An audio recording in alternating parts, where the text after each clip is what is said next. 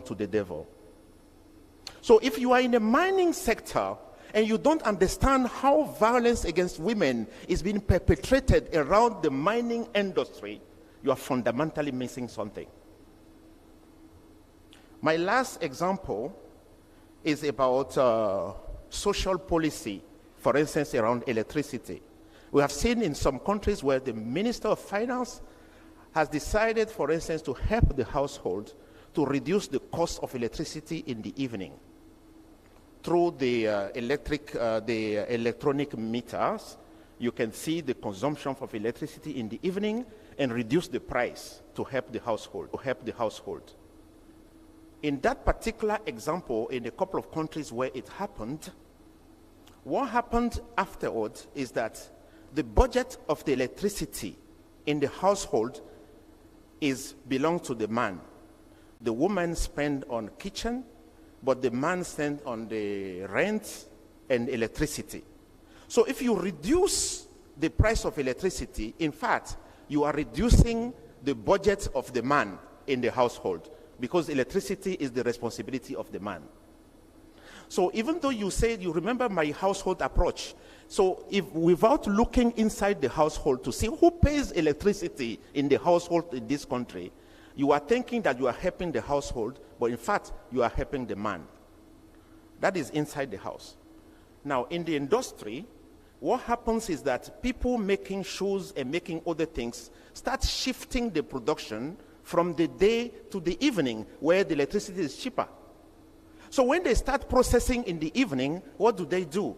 They sack the women who cannot work in the night, and they start recruiting men who can work night shifts. So that policy that is supposed to help the household is not helping women in two ways. At the house, they are not the one benefiting, it's their husband benefiting. And outside at work, they are being sacked, and men are being recruited to replace them. So what we are looking at is a series of very, very well-intentioned policies that in fact are not supporting women. So when UN Women brings this analysis on the table from the different sectors that I looked at now, it points to the fact that economic policy alone cannot bring the benefit that we want. It has to come with some gender analysis, some sociological understanding, and anthropologic functioning of the society. There's one Nigerian author called Chinua Achebe who said, "Ours is ours, but mine is mine." So what women are saying that yes, policy and programs, it's for the good of the whole population, but we need to wear our glasses to see in detail how it's benefiting different parts of the thing. So my conclusion will be for us as Minister of Finance, as bankers, as IMF, etc., to ensure that we work with the Minister of Gender, that we work with UN Women, that we work with civil society to ensure that what we do with the very good intention is reaching the people that we are targeting. Thank you very much.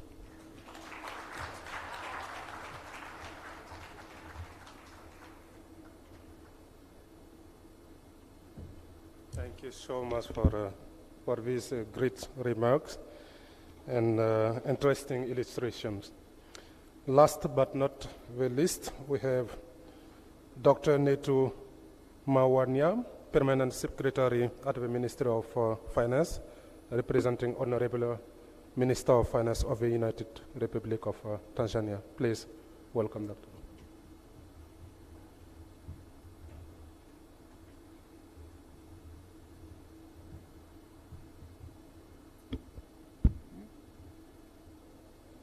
Colleagues on the high table, Madam Hodan Ado, ministers, honorable ministers for finance and gender here today, colleagues, government officials, invited guests, ladies and gentlemen, good morning. It's my great pleasure to stand up in front of you this morning and taking into consideration an excellent day that we had yesterday, I think we all deserve congratulations for what we did yesterday. So kindly, we need to applaud for ourselves. And today is another great day. It's a day that is going to be very interesting because we are going to work as a workshop. And despite the heavy load that I have, I do intend to participate in the 2 sessions that come in the morning so that I can hear, and if I have any chance to contribute, I will contribute. So I'll be here until just before the tea break. Well, it's a great pleasure that I welcome you to the Gender Responsive Budgeting Workshop, a crucial initiative aimed at advancing gender equality and fostering inclusive economic policies. I'm honored to stand before you today to highlight the significance of integrating gender perspective into our budgeting process. This workshop serves as a pivotal platform for us to collectively explore, understand, and implement strategies that will ensure our fiscal policies are not only effective, but also contribute to the empowerment of all members of our society. I would like to add a little bit more on this context. In the years around the late 90s and the early 2000s, some of us were very busy working on mainstreaming gender in our plans. That was what we did a lot at that time. And at that time, we didn't have much in terms of sex disaggregated data. So it was really an uphill task. I come from the academia background, and I'll just cite a small example which shows what I would say Dr. Maxine was talking about, but kind of relates on the thinking and the outcomes that can be from very good intentions, but something that comes out of it doesn't really reflect the intentions. The example I want to provide is like in an academia situation, a university. I could even say the University of Dar es Salaam, that's where I come from in the background. So here we have a problem that comes up into the system, that we don't have a library, and students are not having that time to study. So here, a very big delegation sits and plans, now we need a library. They find a location, this is where we're going to build a library, and we find funds, a library is being built. So now comes, the library is built, but how come we don't have female students participating or even going to the library? Why is it so? So now it becomes an issue. What's wrong with the girls? How come they're not coming? So now you look at it from the gender perspective. Somebody has built a library, a very great location, but it is in a place whereby it's not very close to the dormitories where the women are staying.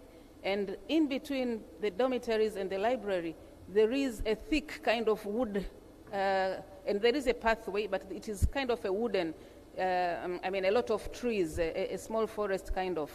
So then it means that the female students would not risk going to the libraries at night.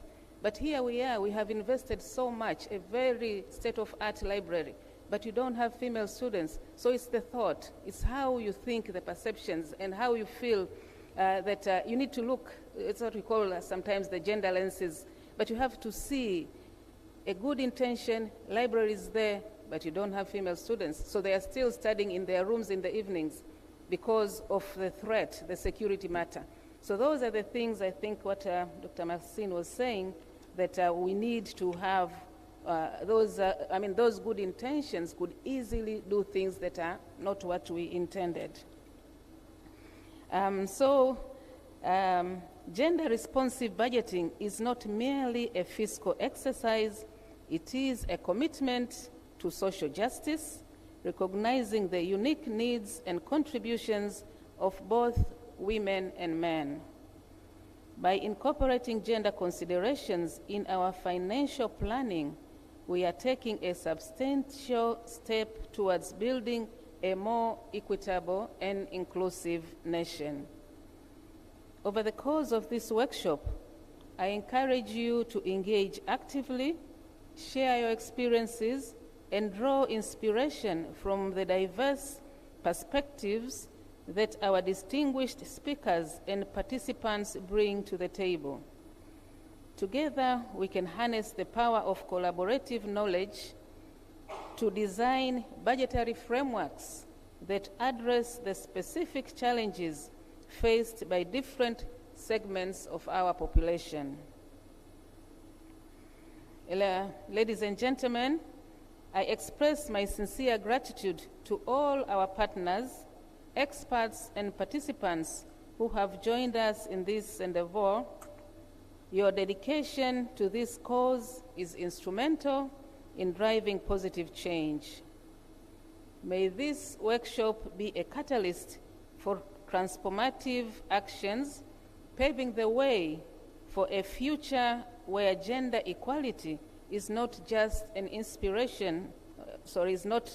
aspiration, but an integral part of our economic and social fabrics. So I really thank you for your attention, and I look forward to attend the workshop in those 2 sessions. Thank you very much.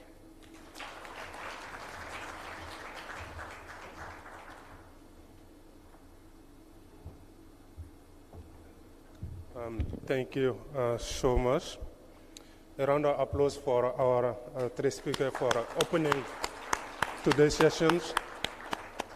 So you can go back to your seat.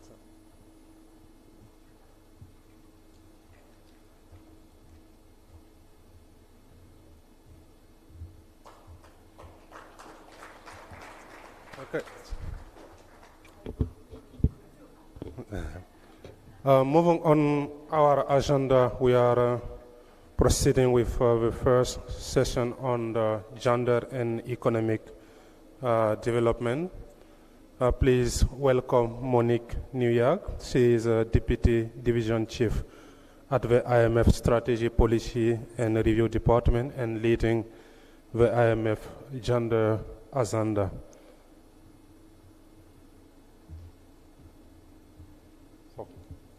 So we'll make a presentation?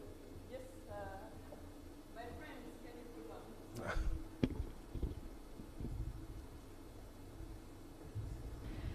Hello, good morning, everybody. I'm trying to get away from the pult now, but I hope it's going to be a bit more interactive.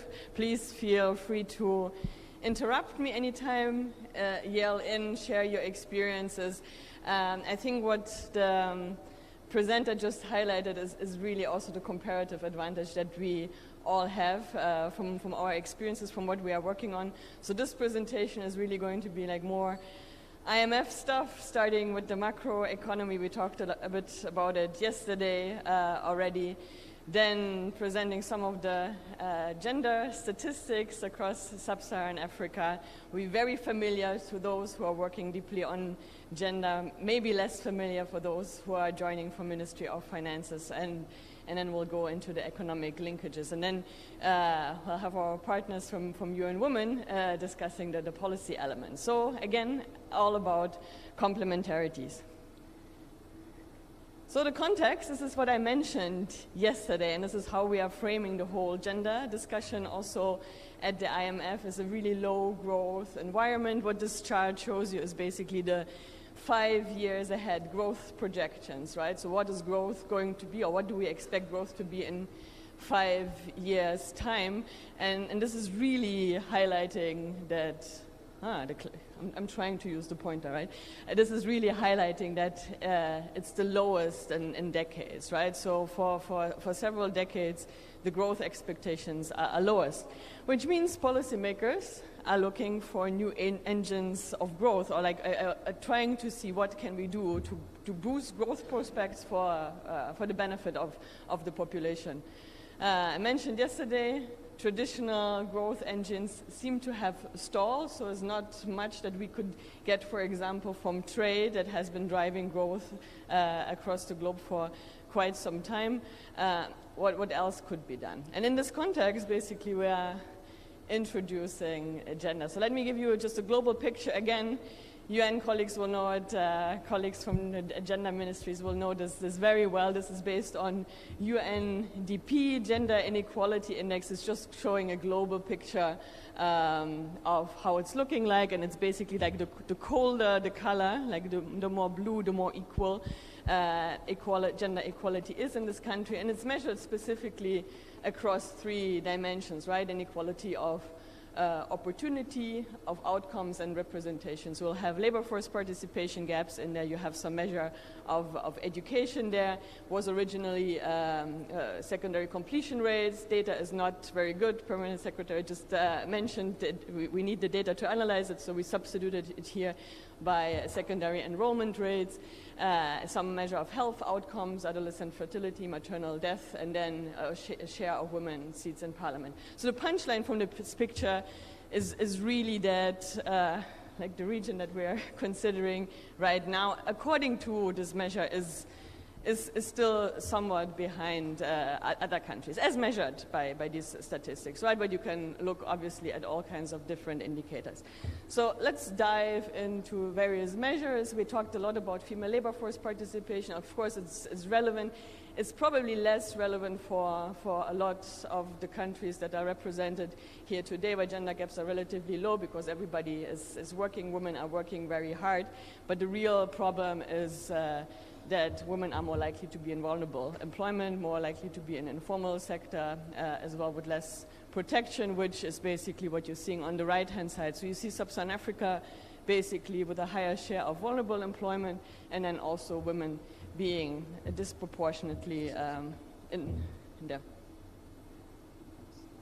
Okay, I need to speak a little bit slower for translation. I'm so sorry, colleagues. I'm going to try to slow down a little bit, although I'm very enthusiastic about it, so it's hard for me, but I'm always getting this comment from interpreters. Sorry. All right, so this chart is about vulnerable employment, and the 2 main points are really higher in Sub-Saharan Africa and also disproportionately higher for women. This is on the labor market. Let's dive a little bit into the opportunities. This is data from Women, Business and the Law, really fascinating database by the World Bank that we like to use. This is an index of legal rights. Obviously, it's capturing a number of dimensions, including property, inheritance, rights to open a bank account, like financial access, you name it. So there's a number of dimensions in here. The punchline, again, is that if you look across regions, really across the globe, the good news is an upward trend. So basically, getting to 100 means legal equity. It's not about the implementation of the rights yet. It's just really the word of the law. However, although Sub-Saharan Africa, you also see an increasing trend, you still see somewhat lagging behind some of the other regions. So could be a motivation to look more into the laws of the book. Some of them are really old, standing, decades old, basically inheritance from the past, and there may be a need to look into this more deeply and at least change it on the book. Education gaps, good news, again, a closing. Here's secondary enrollment rates is getting, the gender parity ratio is getting close to 1. Sub-Saharan Africa is no exception here. But then the point is that you really need to disaggregate further, right? Because when you, for example, look rural versus urban areas, or you look across income quintiles, the picture may be very different. It goes back to Permanent Secretary's point on look at the data, at the evidence, because here you could say, for example, the previous picture could say, I mean, we're doing fine, right? Like it looks like gender equality, no need for other measures for growth. But then when you look at the next slide, and this is really for the poorest income quintile, this is based on demographic and health surveys, you see basically the secondary education rate for females and males. Well, it's telling you everybody who is below every country, which is represented by the dots, everybody who is below the 45-degree line, girls are more likely to be secondary educated. Above it, it's male. And you see for most of the countries, really, we're still, for the poorest quintile, we are above there. And you can slice it anyway. If you look at the DHS website, there's a super nice tool to slice the data. You can do it by any demographic characteristics and see it super nicely. So a lot has changed even in the last decade in terms of data availability. So data is not an excuse anymore to not look in. Countries will have some kind of demographic health survey, labor survey. You'll find the data if you dig. So just need to talk to National Institutes of Statistics, for example. Financial access gaps, again, like generally low in sub-Saharan Africa, but again, there's a gender gap here. This is just like having a counted financial institution is just one measure, but again, like super nice data from the Findex or from the IMF, from the supply side financial access survey, you'll get the gender disaggregated data here, which can then inform financial inclusion strategies if you want to boost the population. And you can again slice it by education levels, age levels, income levels. It's quite nice data. Oh, okay, and then the digital divide. We talked a lot about digitalization yesterday already, and the gap here. So I'm running a little bit through it. Gender-based violence, one of the big priorities highlighted yesterday. This is really just listing all countries, and I see there's something not working with some of the country names disappeared in the projection. Sorry for that. But basically, it's all countries for which the data from the demographic and health surveys was available, and it's showing the number, like the share of women who have experienced physical violence by the husband or partner ever in their life, which is the red dot, or in the past 12 months. And you see really staggering numbers, right? Which is motivating why we're talking so much about this during this event as well. All right, macro links, right? So this was really a snapshot, but you see there's rich data out there, even like at the cross-country level, but in the country level you will also find them. You can scratch it together if you want. I remember, like basically any country that I worked on, if you look deep enough, you will find the data, so you can do some good analysis there. Just talk to your statistics institutes. So macro linkages, I mentioned some of them yesterday. Higher growth, productivity increases. Remember, this is the efficient allocation of resources in economics story. Higher productivity, higher growth, higher GDP basically. More stability, so we have a lot of evidence showing that more women in financial boards, for example, then the financial system is performing better.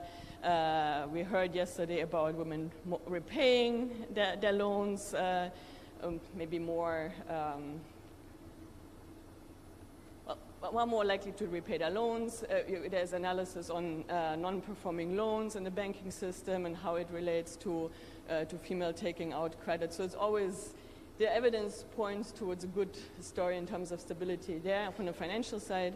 On the economic diversification side, for low-income countries, you see higher, like a larger number of products being exported, more equal shares of products, of different products being exported, which of course helps to face shocks. You think just about commodity shocks, for example. Everybody wants to diversify their export basis. So, and women is, including women there in the labor market and educating more is also a good story. Income inequality. I mean, if you think about it, it's basically almost mechanically, right? Like if women earn less than men, we would expect us to increase in income inequality. If you think about it, inequality of opportunity, I would expect this directly to feed into income inequality. So no big surprise, that's almost mechanical, but you can show also very nicely empirically and in a model. And then we talked about, I think the Minister of Finance also talked about it yesterday, how money is being spent by men and women within the household. So it's often good in terms of the spending behavior and development outcomes as well. So, all right, and then, because we love data, just to, whoops, not to fall, just to show you a couple of charts as well. I keep saying this whenever I present all the stuff. It's has never been in my whole life when I was doing economic analysis so easy to find a link with macroeconomics as it is with gender. And this chart is just a representation of it. Like it's pretty much in your face. This is just correlations, but you can slice the data as you want. You can do empirical analysis, control for all kinds of other variables. It will still hold. So this is the gender inequality index. Remember, like across these 3 dimensions: inequality of opportunity, outcomes, and representation, which is on the x-axis. On the y-axis, you have growth of GDP per capita. This is just controlling for the level of income in the country. So you compare basically lower income countries with lower income countries, and then basically you're controlling for the level of development to compare apples with apples, basically. And the red part is sub-Saharan Africa. The red dots are standing for sub-Saharan African countries at different points in times. And you see clear negative relationships, right? So the higher gender inequality, the lower growth, even from just plotting the data. But obviously we don't believe in correlations, so we did some other empirical analysis as well. You know, all the standard drivers of growth, overall level of human capital, infrastructure, the structure of age, basically, demographics, initial income, macroeconomic stability as measured by inflation. So basically you can throw everything in there, and then you add gender in terms of in terms of the index that we were discussing, and in terms of the legal rights, and it's still coming out as one of the main drivers of growth. And this is also controlling for growth can impact gender inequality can impact growth. So this is sorted out in this specification as well. So maybe just very quickly, what this is showing. So it's all the standard drivers of growth. The green bars are the ones that are related to income inequality and gender inequality. And what we did basically in this exercise was one of the regional economic outlooks for sub-Saharan Africa, is just to say, what if for sub-Saharan Africa, gender inequality as measured by the famous index and legal inequality was reduced to a level of some of the fast-growing countries in Asia, right? So you picked 5, reduced gender inequality, not eradicating it, just like to reasonable peers, reducing it to reasonable peers. And what we found basically that growth could be 1.5 percentage points higher. So put that in the context of the growth statistic that we discussed yesterday, 3.3% for sub-Saharan Africa for 2023, for example. This is telling you in per capita terms, actually, growth could be higher if these inequities could be addressed. So I talked about income inequality, and again, it's just showing you how absolutely easy it is to do empirical analysis with this. It's coming always out really, really significantly. So this is, again, gender inequality index on the x-axis. Y-axis is the Gini index, so measure of income inequality, and the colored points, there are different countries in sub-Saharan Africa, just grouped in different groups: fragile, oil importers, oil exporters, and so on, for your information. And again, it's like the higher gender inequality, the higher income inequality. This is empirical analysis. By now, we have built a range of models that we can calibrate to specific countries using specific country data from micro surveys. Or household surveys, labor force surveys, etc. And the picture is the same. So whether you do it empirically or you put it into structural context, basically it's always coming out like this. It's a diversification story. Gender inequality index on the right-hand side. Of course, you can use different dimensions as well. It would work as well for many. And then the y-axis is export concentration. Red dots, sub-Saharan Africa. I mean, this is different countries per year, right? So each dot is a country per year.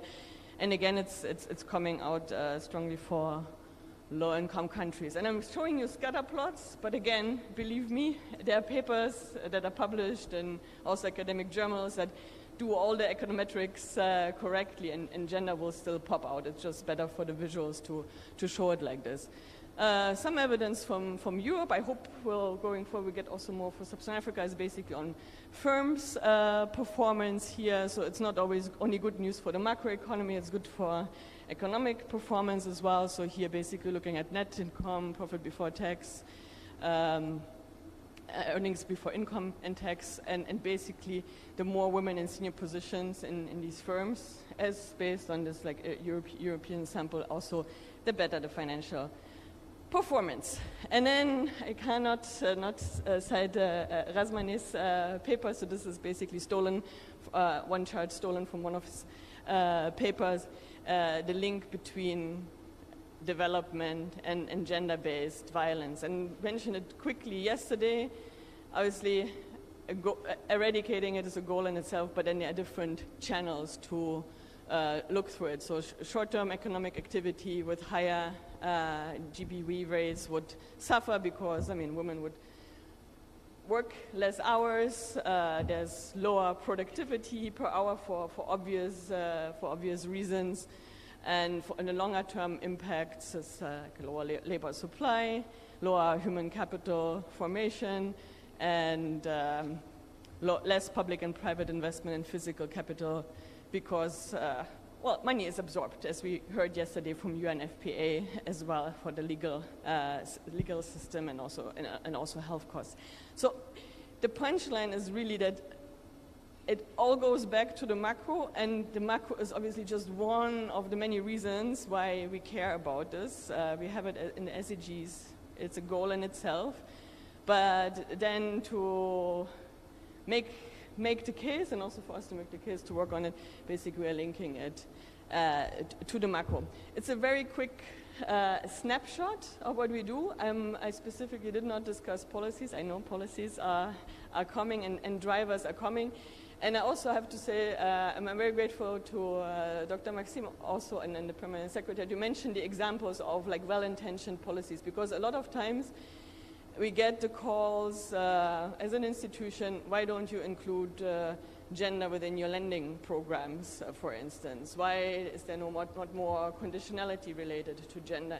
And our answer usually is, unless it's extremely clear-cut and based on evidence and related to the program, it's very difficult to do so, because you enter in an area where the institution does not have expertise. Macro, we can do, like data analysis, we can do, but really on the rest, need to rely on the specialists there. So we don't want to do any friendly fires. We definitely don't want to kiss the wrong person, right? So that's why basically a lot of what you would be seeing from us is there. And then the successful cases in terms of where also policy recommendations come in are in the core area of our expertise. So let's say on the PFM area, and then the responsive budgeting, we'll hear more about that later today.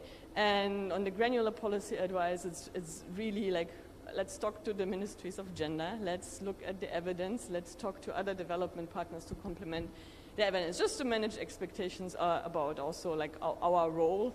I thought it would be good to mention that. Okay, let me end by apologizing to our dear interpreters. I don't think it got any better probably during the talk. I'm very, very désolé for that.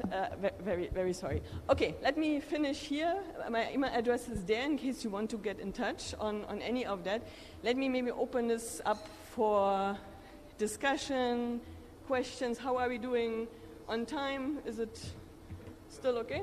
Yeah? So then maybe let me just come down. Thank you. And hear from you. Yes, please, madam. Let me just... Thank you very much for a very impressive presentation.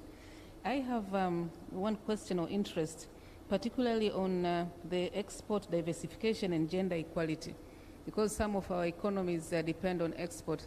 So when you look at export diversification, talking about goods and services, gender equality, how does it come along? It would be nice to understand maybe the variables that were in there. Thank you. Absolutely. Maybe we collect, I'll take the two and then I'll... If you allow me, you made the two correlations that I want to look into. The first one is based on the Gini coefficient, which, as we know, is like growth increase and inequality increases as well. And you see a lot of countries where there's a sustained growth and also like extraordinary inequalities as well. But now where I lost you is when you said then if growth and gender inequality, which is like the Gini coefficient kind of inequality, so gender is also part of that inequality. But when you return it then to say, you know, we already know that when there's gender inequality, it impacts growth. But now, when there's growth, it impacts gender inequality. Is it like the normal inequality that we see or specific inequality? Because if it's inequality from the Gini perspective, I understand. But if we have more money and women lose more, then there's more problem than what Gini is saying. That, you know, how come when the pie increases, women lose? And that is something, that explanation that we need to dig into more, that it's a little bit more the Gini analysis and again to real sociological issues. Thank you. Madam Minister. Thank you so much. One more maybe, and then I'll answer.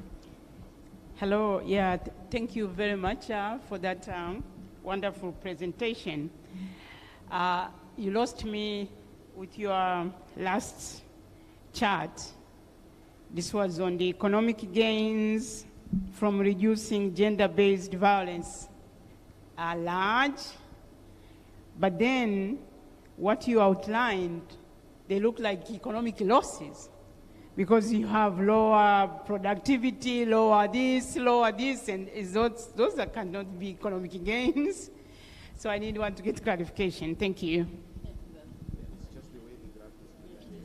Thank you so much. I mean, all excellent points. I mean, to go to the Permanent Secretary's point on the economic diversification chart, and maybe I should just maybe put it back. Now, I don't know whether I put my clicker there. I don't know. I don't know. I lost the clicker and the presentation is gone. But anyway, just to answer your question. So the measure of economic diversification is based on products, basically. One could do the similar analysis for services as well, but this is basically based on a tile index, which it measures both basically the number of, like the diversity of the number of products, and then also how equally distributed the shares are. So let's say, thank you. Let's say, for example, this measure would show higher concentration for a country that has 100 products, and one product, let's say oil exports, would take 80% of the export shares in there. That would have lower export diversification in a country that has 100 products and the shares are more equally distributed. So that's basically what the measure is saying. And then in terms of the explanatory variables there, we did it in several layers. Like first, we just used the gender inequality index to capture all of the dimensions basically, and just look how it correlates.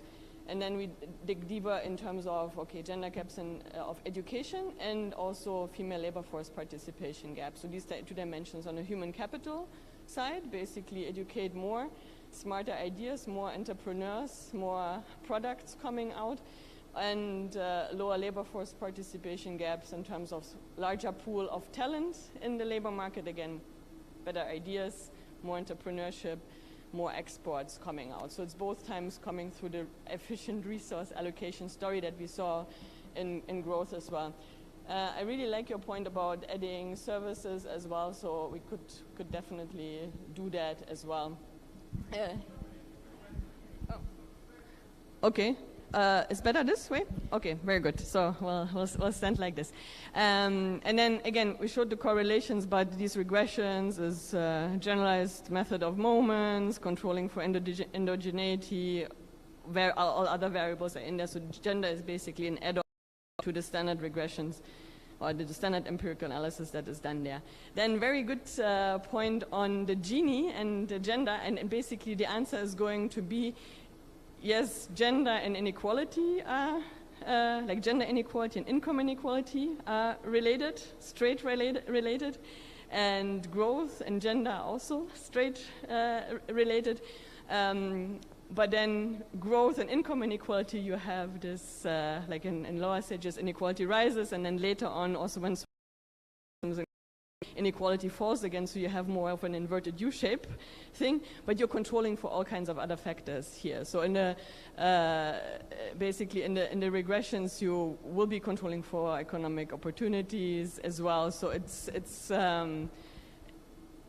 basically, it's not just around these three, around these three variables.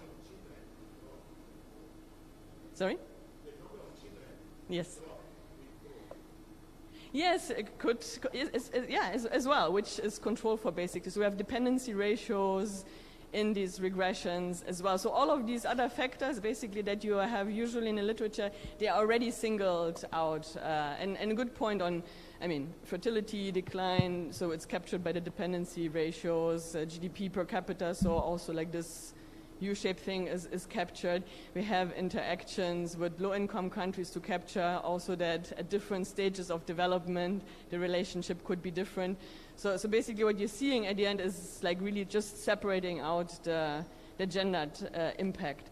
And on income inequality, which is also included in the growth regressions, is also interacted again with the level of development to go exactly to your point that it's not linear. So I'm very excited that we're having this empirical discussion anyway, so it does not happen so often.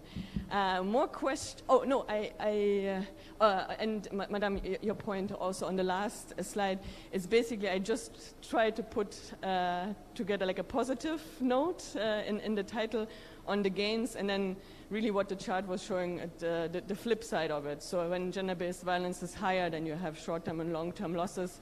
But I agree, it should probably make it consistent. Yes, exactly. So exactly. So I'm just stealing his work as usual. Yes, please. Thank you very much for your presentation, but I want to make a broader comment based on the presentations that were made earlier, because we didn't have time to interact with them. I'm a gender specialist. You can't hear me?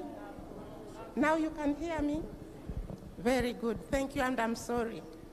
My name is Letitia Mukurasi. I'm a gender specialist, and I see this forum as a very good initiative because it's not usual that gender ministries talk to ministries of finance, and I think this is a very, very big gap, because I get a feeling that the Ministry of Gender are normally talking in microeconomic terms, if you see what I mean, and then their counterparts are usually talking in macroeconomic terms.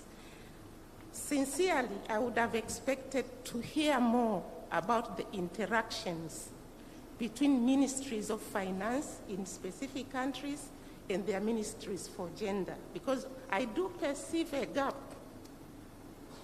And talking at cross purposes, the macroeconomists know very little about gender, and microeconomists in the ministries of gender are not equipped to influence policy at the macro level. And this is why I find this a very great initiative. And I would really sincerely appreciate to hear more about the interactions between these ministries.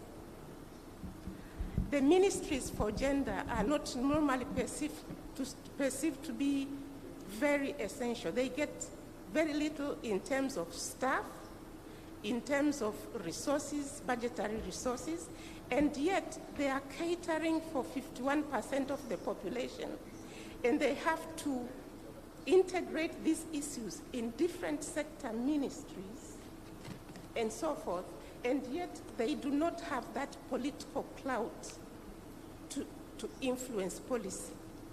So I think this is the forum where we get the way forward in terms of when we live here. How do ministries of gender work hard and how the ministries of finance work hard so that there is a relationship, a strong one, because both need each other. We talk about budgets, and here in Tanzania, I know the Ministry for Finance does give guidelines for budgets, and there is a specific line, you will pay attention to gender and cutting issues. Is that enough? Anyway, I have a lot to say, especially on your speech, but maybe I will raise these points as we go on. Thank you very much. Thank you so much. I really, I take the other two questions, and then I also know I need to wrap up. I just wanted to bow because this is really speaking to my heart. I was getting goosebumps while you were speaking. This is exactly what we need. This is exactly what we need to do. And I realize we're not quite there yet, and that's why you're having also like separate presentation. You're having it in different, but we need to come together. I mean, Dr. Maxime was saying yesterday, I don't know about, okay, people usually working on gender and thanks to the people not usually working on gender, and I think we should all be on gender because it's so beneficial to everybody and it's in line with all of, at the end, it benefits all of the ministries' goals and the whole society's goals. So absolutely, and I would be very interested, maybe in this session or the next, and we have the coffee breaks as well, to hear actually answers from colleagues to your question. How does it work in different countries? We know a couple of best practices. We'll hear also from the gender budgeting side about it, but how best practice this is working.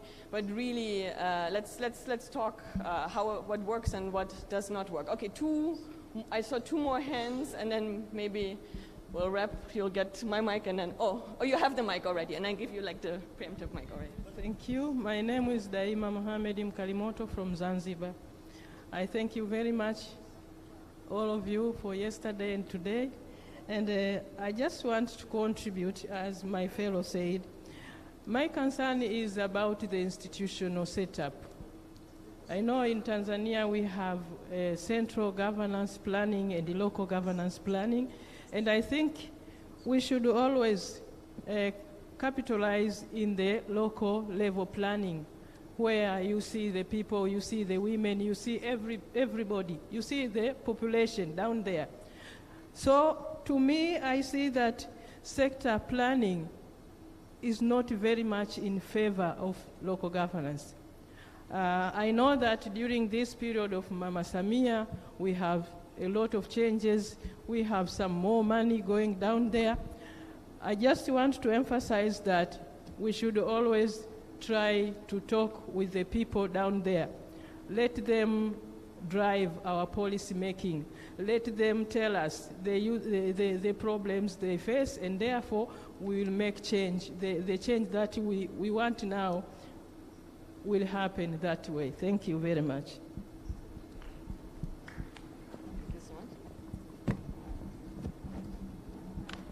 Alors merci. Moi je suis Adjaï de Geneviève de la Côte d'Ivoire, du ministère de l'économie, du plan du développement.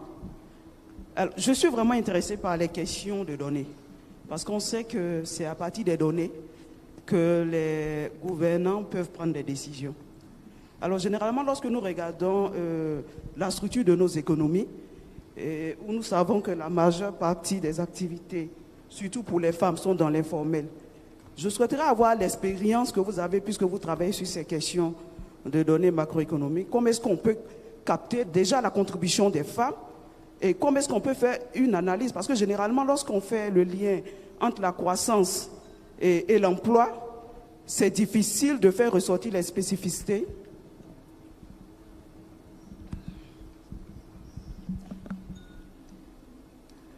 Je reprends ou bien... Ok, je disais que la question des données est une question qui pour nous est très importante lorsqu'on regarde un peu la structure de l'économie des pays africains. Parce que vous savez que la structure de notre économie est pratiquement à 80% dans le secteur informel. Et c'est là que se trouve la majeure partie de la main-d'œuvre. Alors lorsqu'on veut regarder, on veut faire une analyse selon le genre, pour améliorer la planification spécifique, il faut avoir des données.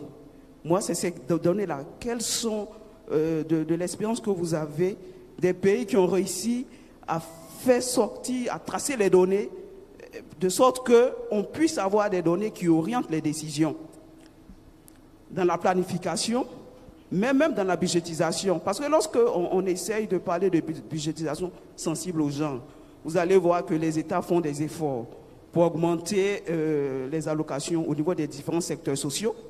Mais est-ce que les choix qui sont opérés arrivent véritablement à résoudre les problèmes ou à toucher à un nombre à grande échelle les populations cibles? Donc moi, je veux voir un peu comment est-ce que, de l'expérience que vous avez, des pays où ils ont réussi à tracer ces données-là, en termes de projection, entre le lien entre la croissance et l'emploi, en regardant la spécificité de la structure de nos économies. Merci.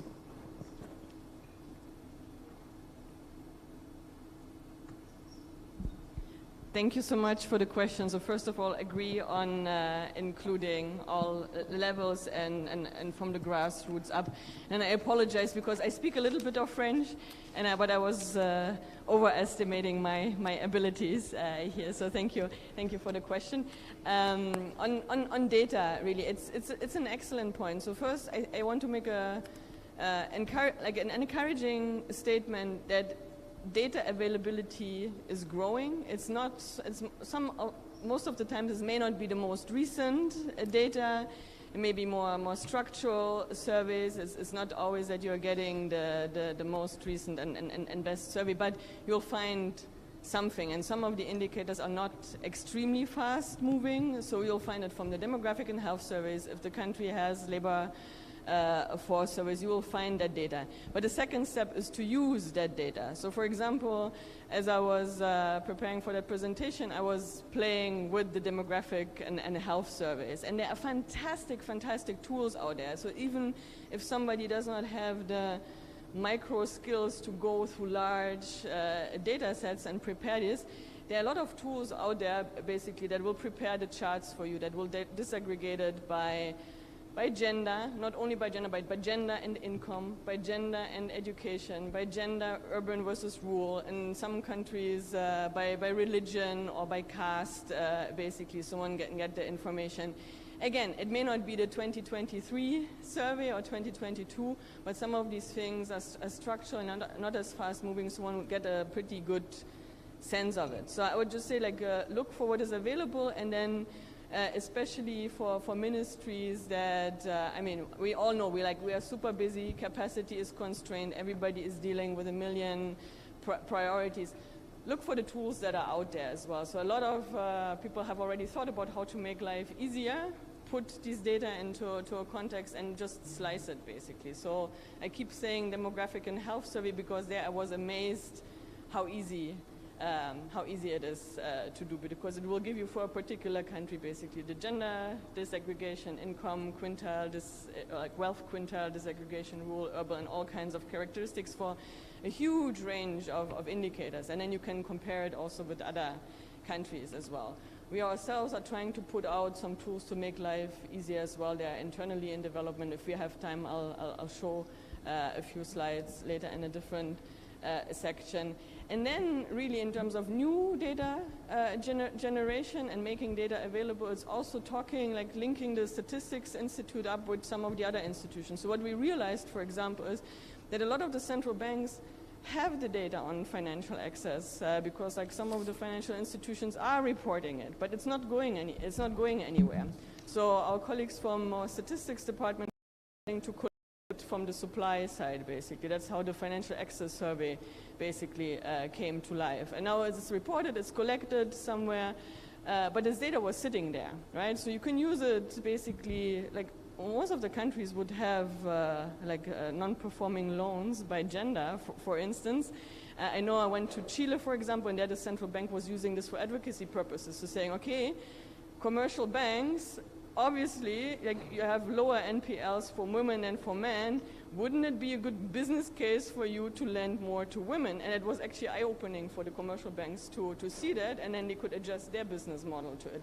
So it's scratching together what is there, which is actually already a lot. I find that it's getting much better. Encouraging the Statistics Institute to, when they are launching the surveys, to put emphasis on the gender dimension, and then also seeing what is available as not putting out there, I would say. And I'm a bit oversimplifying. I know we'll have more data specialists here probably will have a more specific answer, but I'm amazed how much is already there and can be used for different purposes. Thank you, ma'am. Okay, and I think I'm terribly out of time, and the interpreters will kill me for like at the end of the session. So let me just say thank you so much for the interventions. Happy to talk, and please contact me as well. So, big applause for Monique.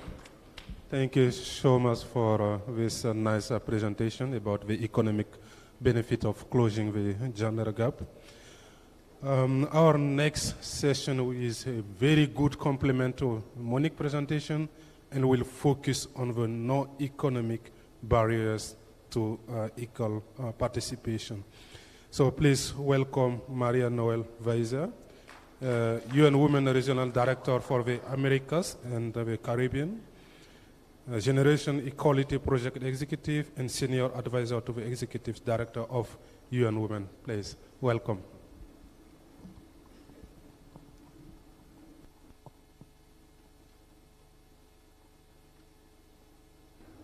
Sorry? No, I don't have a presentation. Thank you very much. It was amazing presentation before. I don't have a PowerPoint. I don't care much about numbers. What I do care is about hacking those numbers. And I want us to be hackers. The ministers of gender should hack the ministers of finance, and to change that language. It's not about numbers, it's not about correlations, it's about the real issues that women face on a daily basis. And those real issues, let me name one: unpaid care work.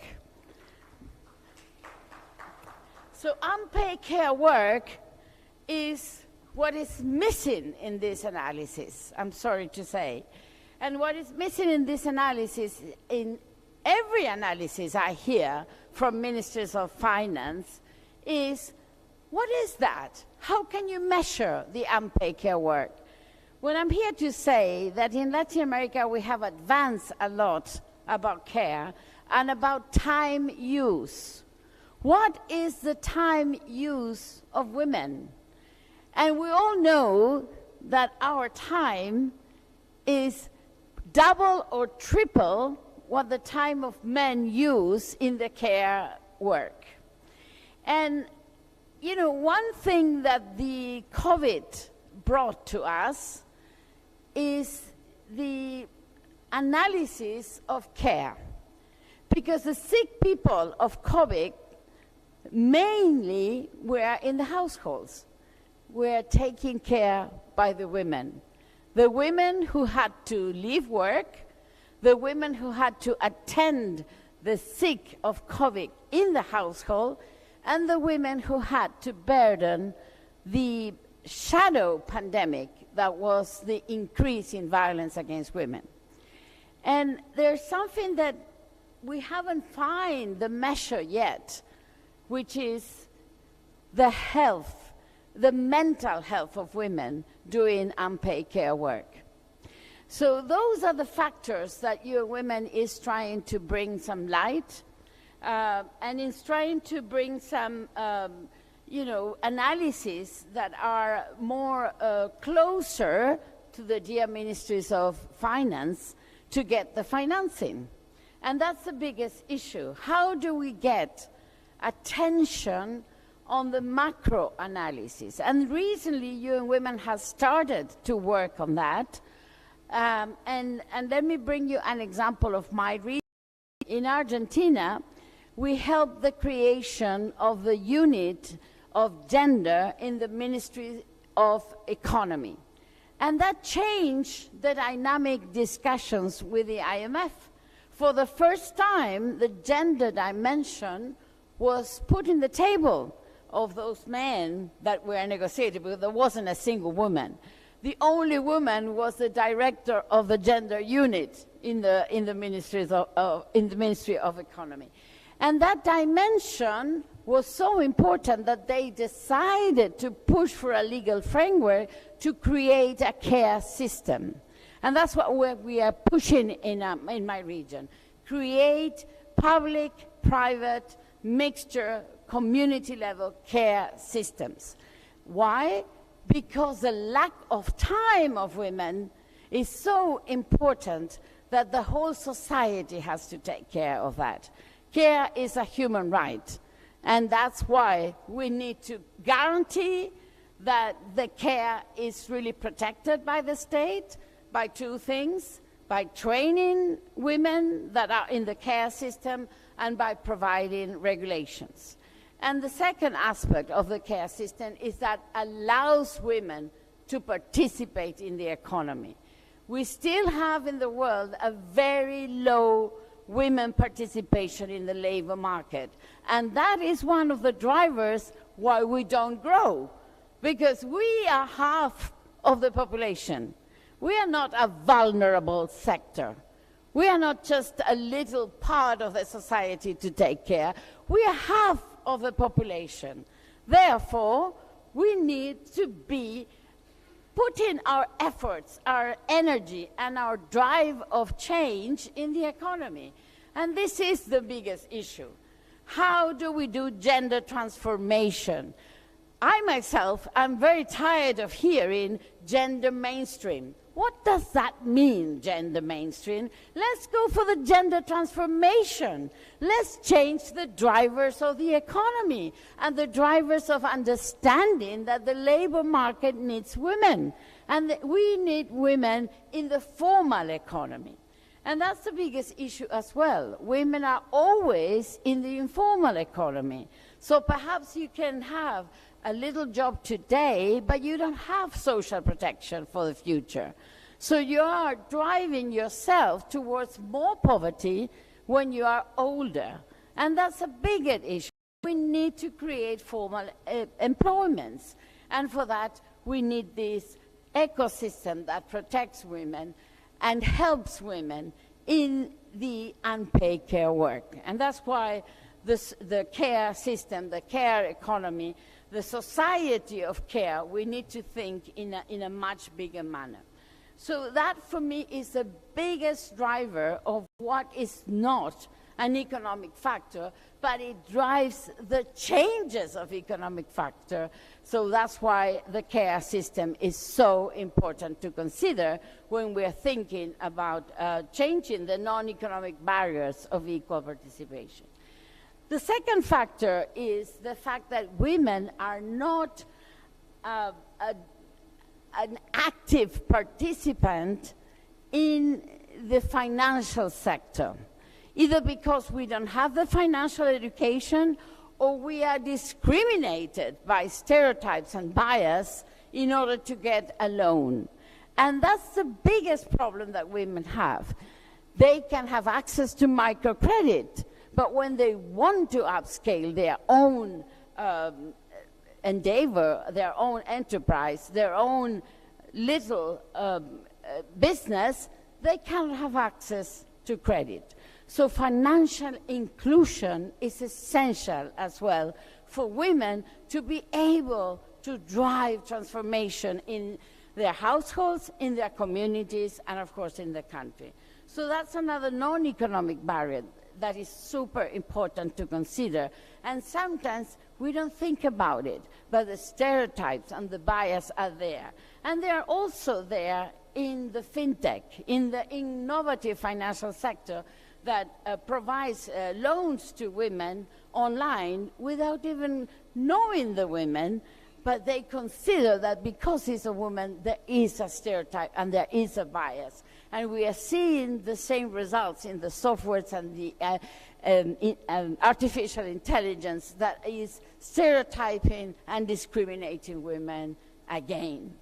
So for me, those are the two aspects that perhaps to remember and to ensure that if we want to talk about microeconomics and microeconomics, we have to think about those two things.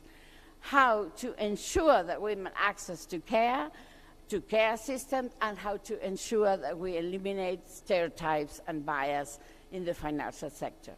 So thank you very much for listening, and of course I'm here if you want to make questions or recommendations. Thank you very much.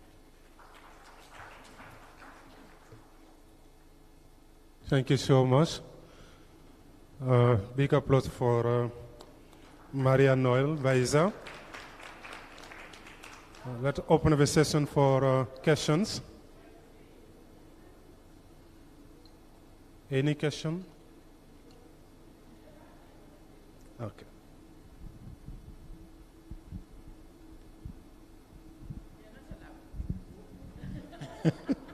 It's just a comment. There is something that I only know the name in French. I don't know how you translate it in English. In French, it's called croissance appauvrissante. Croissance appauvrissante in English will be impoverishing growth, which is like what we see in a lot of countries. And it's very good that you are mentioning that.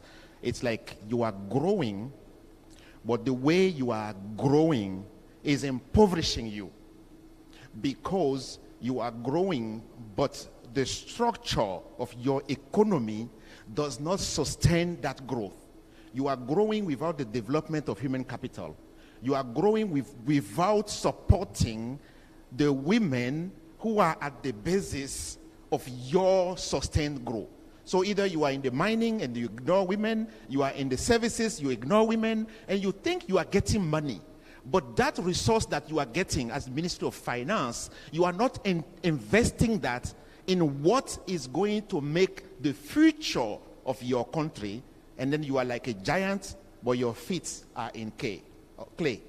In clay, yes. Géant avec les pieds d'argile. Thank you. Thank you, Maxime. Please. Thank you very much for your presentation. Well, I think we should have also a positive look on the unpaid care and also an unactive participation in the financial sector. I think most countries are part of, I believe it's called the De La Rue Declaration, yeah, under AFI. So something is being done. It's not like there is nothing being done. There is the positivism into the mindset of the financial ministries and others, because most countries now have the national financial inclusion frameworks moving from, in Tanzania, we're on the third national financial inclusion framework, and also it goes together with financial education framework. And that's something that is really being picked up by a lot of, from the government sector and also from the civil society and the NGOs. So much as it's a bit gloomy, but there is a light somewhere across there. And I think Madam Kurasi could say more, because we together are in the Generation Equality Committee in Tanzania, and part of the economic justice and rights. We're working on the care part, and a lot of things are coming up from that end. And I believe by the time the 5 years end, we'll have a showcase to be replicated by other countries. Thank you. Thank you so much, and you're totally right. There is a positive trend, and there is a positive trend also on the time use of women. And in Latin America, we have advanced a lot about the methodology of measuring the use of time of women. And we just finalized the use of time of women in Mexico and Colombia, and it represents 25% of the GDP. So it's much more of any industry that you can imagine. We are finalizing next week in Chile, and the pairing is going to be 27%, which is more than the whole mining industry in a mining country like Chile. So what it says is that the growth of the country is in the elbows of the women, in the shoulders of the women, but it's unpaid. So that's why we need a solution. And we are saying in the Economic Justice Action Coalition, we have a global alliance for care. So we are trying to put the minds that are alike to think together what is the best solution in each country, because each country will be different. How do you create your system? How do you try to create formal employment of the caregivers? The caregivers are 90% women, and they are in the informal sector. We need to formalize them. We need to train them. We need to certify them. We need to provide the caregivers better salaries that are with social security as well. And also, there's another element. It's an orange economy because it doesn't pollute. It provides love. It provides care. And this is what our society needs to be based, in care and in love, but in care and in love that is given in a co-responsible way by men and women. Thank you. Hello. Yeah, thank you, Madam. I'm from Cote d'Ivoire. I'm Lamaran Bari from the Ministry of Gender of Cote d'Ivoire. I just have a few comments and maybe one question after your presentation.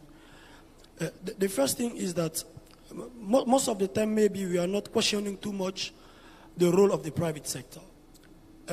And here is a sector which in most of the country are controlled by foreign companies, I mean the formal one, and the informal sector. And therefore they are driven by profit. They are not driven by the public good. And yet gender issue is for public good because you work on human capital. And you need time to have well-trained skills, well-trained women so that they can occupy a huge position and top management position. So how do we engage the private sector to contribute to the financing of the gender inclusion, of the women inclusion in managerial or in technology, for example?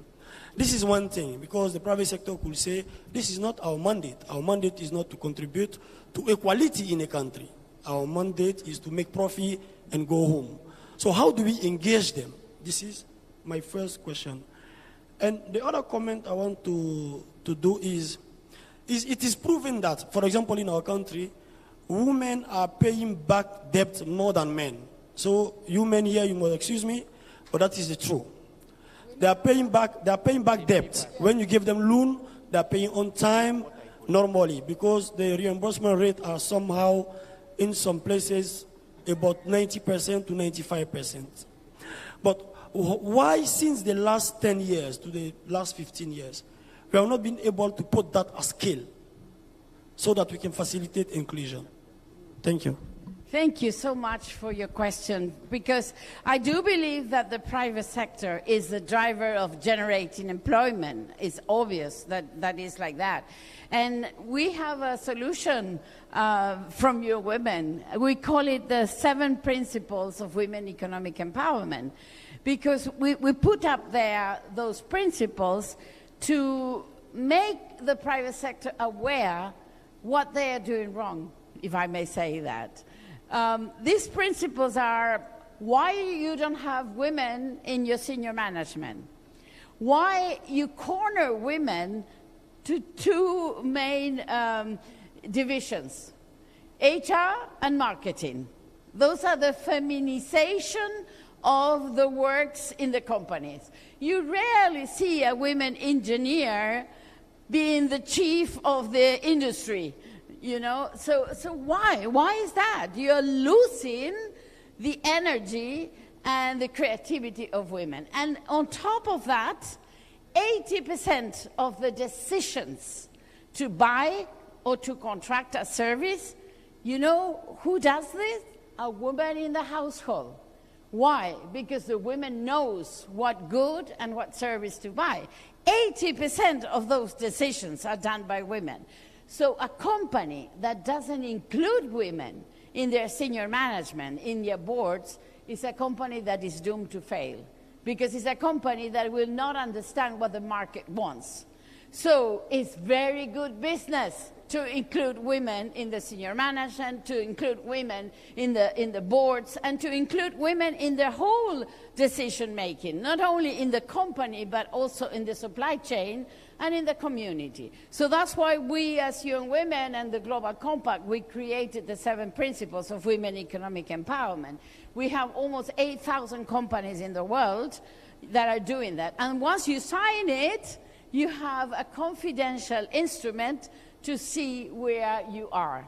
And you know, the men that are CEOs come back crawling to us saying, I'm all red, how can I become green in this? And I say, well, by working the principles and by ensuring that you put women in your senior management, that you include women, and that you will include your diversification and the understanding of the market.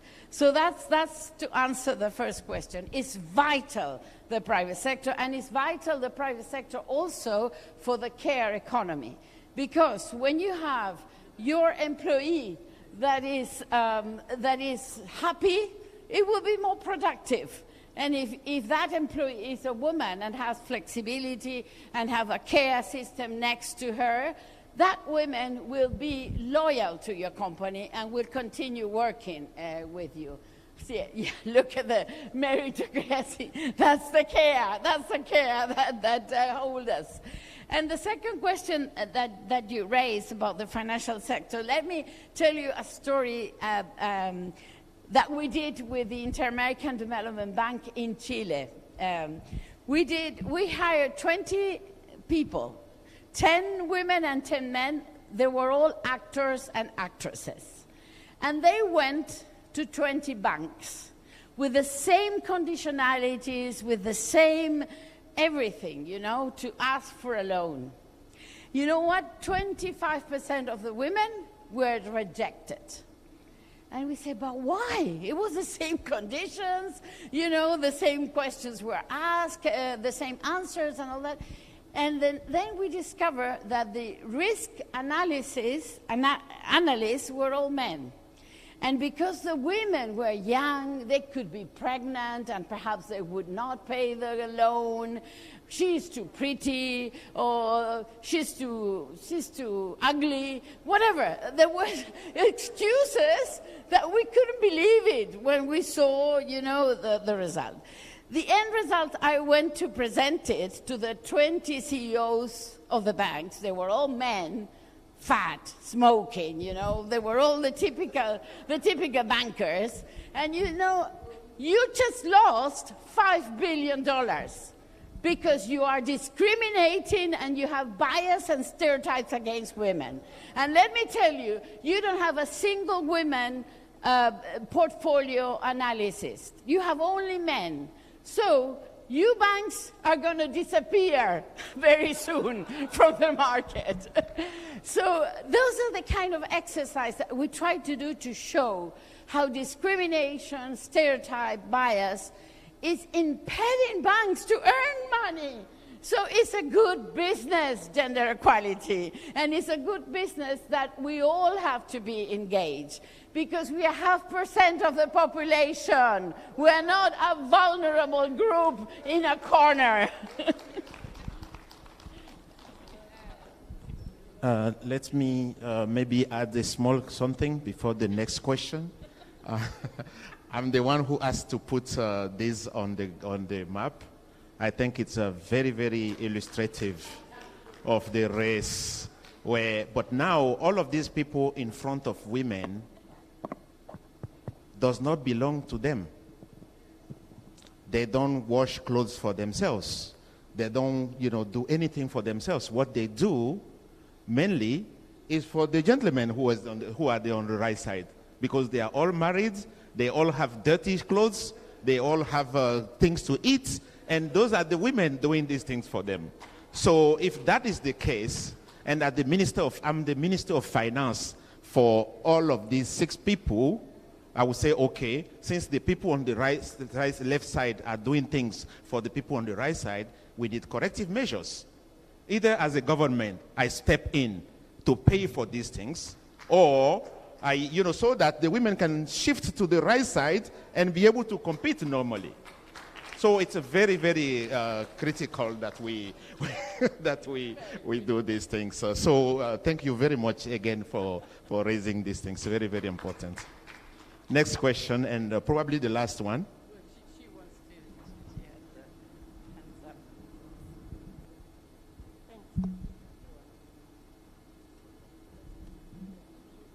I want to thank you, Maria Noel, for your presentation. And I like the concept that you have put to us on non-economic barriers to equal participation. You talked about 2 of them, and I would like to persuade you to put on even the 3rd, if it pleases you.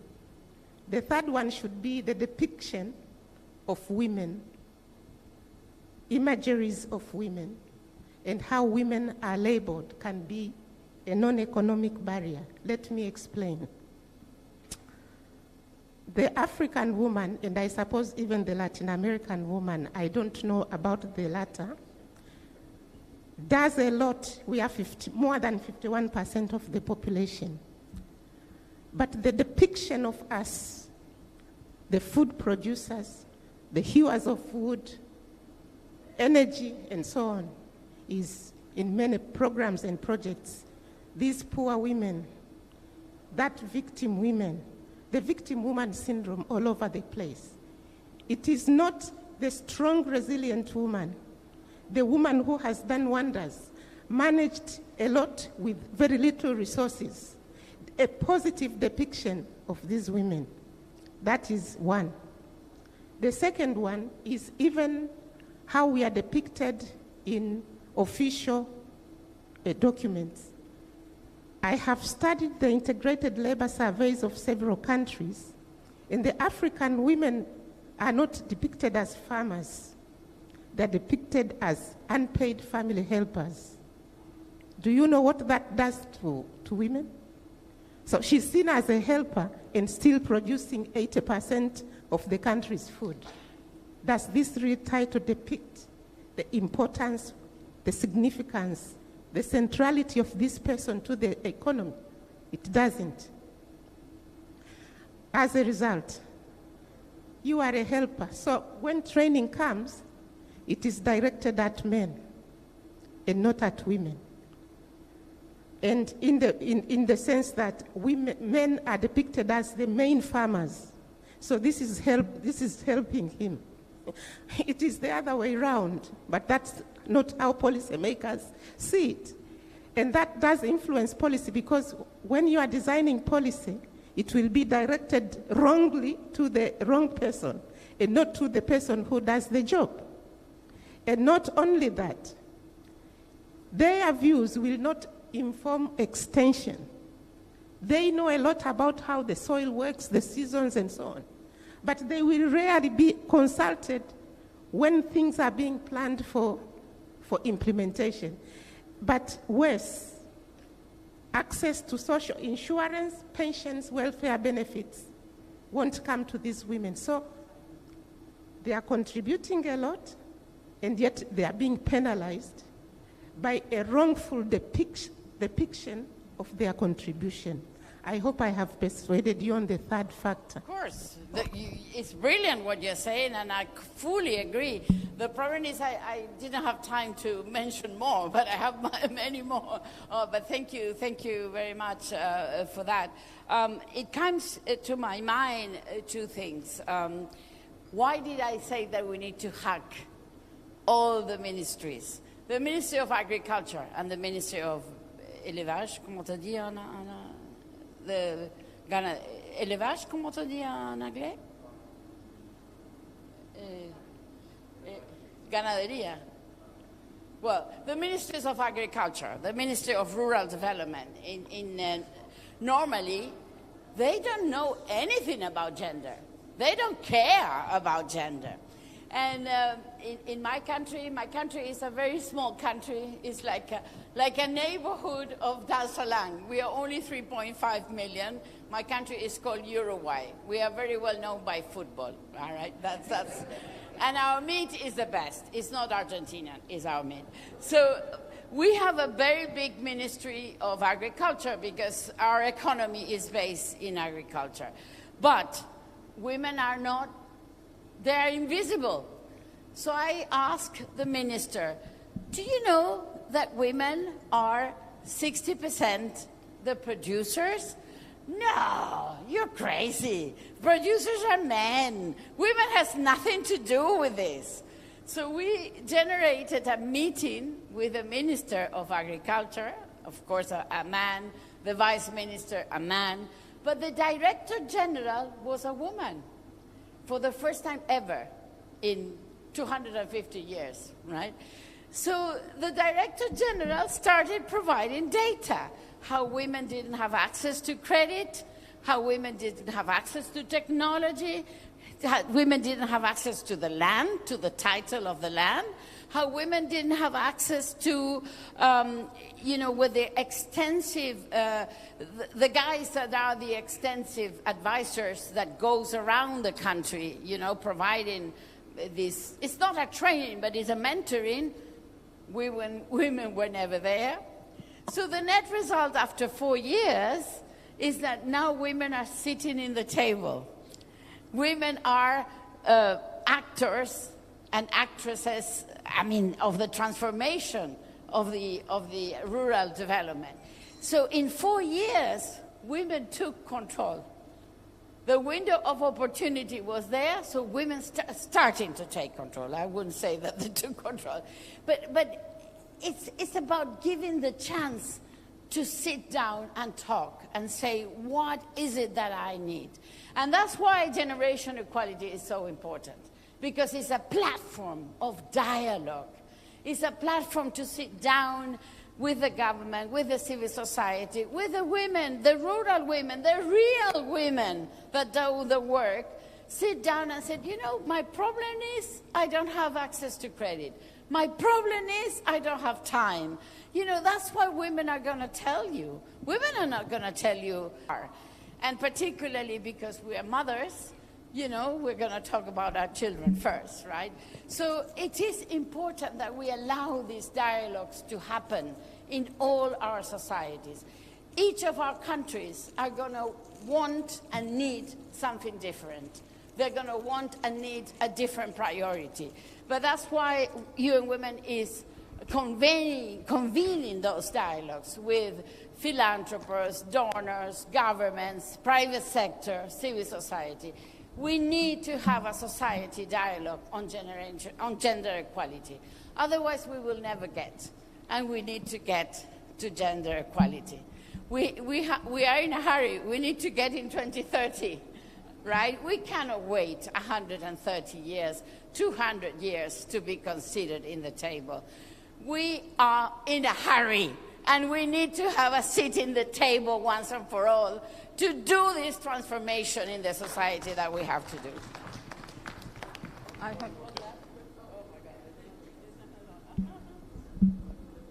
I have a very two quick points, rather than the two questions.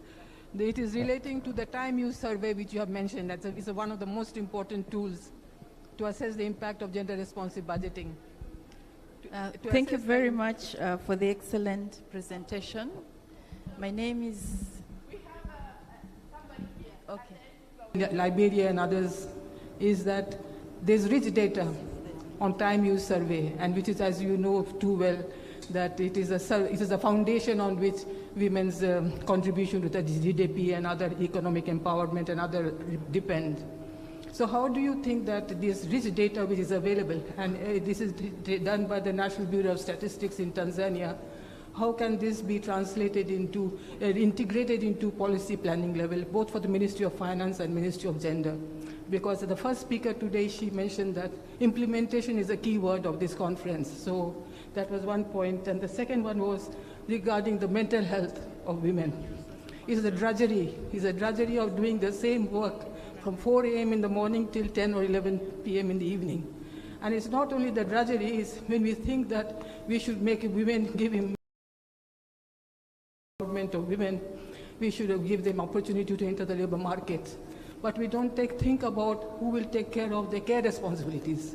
So instead of economic empowerment becoming a boon, a double advantage, it becomes a disadvantage because it increases her load of work, both productive and reproductive. So how do you think these could be included in the care work, the recommendations, so that women's contribution to the GDP, is acknowledged and also integrated into policy planning, budgeting, implementation, and monitoring and evaluation? Thank you. Thank you so much for your questions. Let me answer by talking about two examples we have in my region, in Latin America and the Caribbean. For 23 years, we have a process of gender statistics.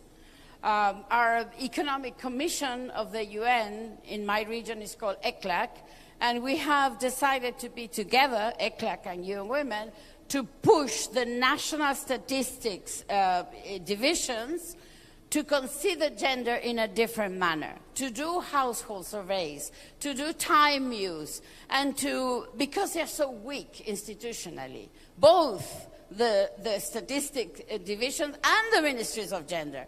In most of my countries, we don't have ministries of gender. We have institutions or divisions. We are growing. In the last 3 years, I'm happy to say, we have 7 new ministries of gender, which is very good. But at the same time, they are still weak. They don't have budget. They don't have a weight in the cabinet. So, between these two weak divisions, institutional setup, the statistics and the gender, we couldn't get to the table and we couldn't get to speak out. So what we have done is to work with the media.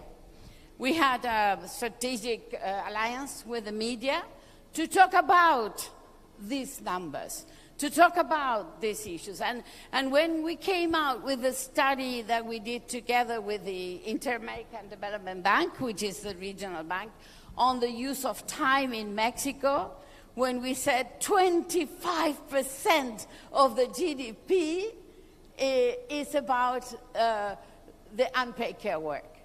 That was in all the news, in all the anchors of the country. We need to get the media as a partner to raise the level of the information that we produce in order to strike the politicians and say, you need to change the public policies because women are left behind and they are 0.5% of the population. So we need to have strategic alliances with strategic partners nationally. I don't know if it is an influencer, if it is a TV, whatever it is, but you need to bring to the table several actors, private sector, civil society. The feminist movement is always very vocal, and politicians are scared of the feminist movement because if they say the wrong thing, they will be doomed. So, we need to bring all the influence we can to the table to bring on board, those amazing work that academia does, that other international organizations do as well. So for us, it's about making sure that gender equality is a conversation in all the society. This is critical. Your second question was, sorry? The mental health, yes. Well, mental health, we always talk about it. I think the mental health is always related to unpaid care work. And luckily, the pandemic brought the mental health out of the closet because it was a taboo to talk about mental health. And you know why? The youth was most affected. And I think it was most affected because they were coming out of life and they couldn't because everything was closed. But women, because there was a shadow pandemic that was violence against women in the household, they became more and more aware of the need of services of mental health.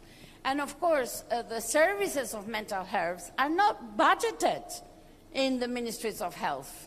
So we started pushing for social service support around the world. And let me tell you, there is much more openness from governments to deal with mental health, because they know that if they don't deal today, the problem will be much bigger in the future. So I think that we have to build the business case for mental health services for women.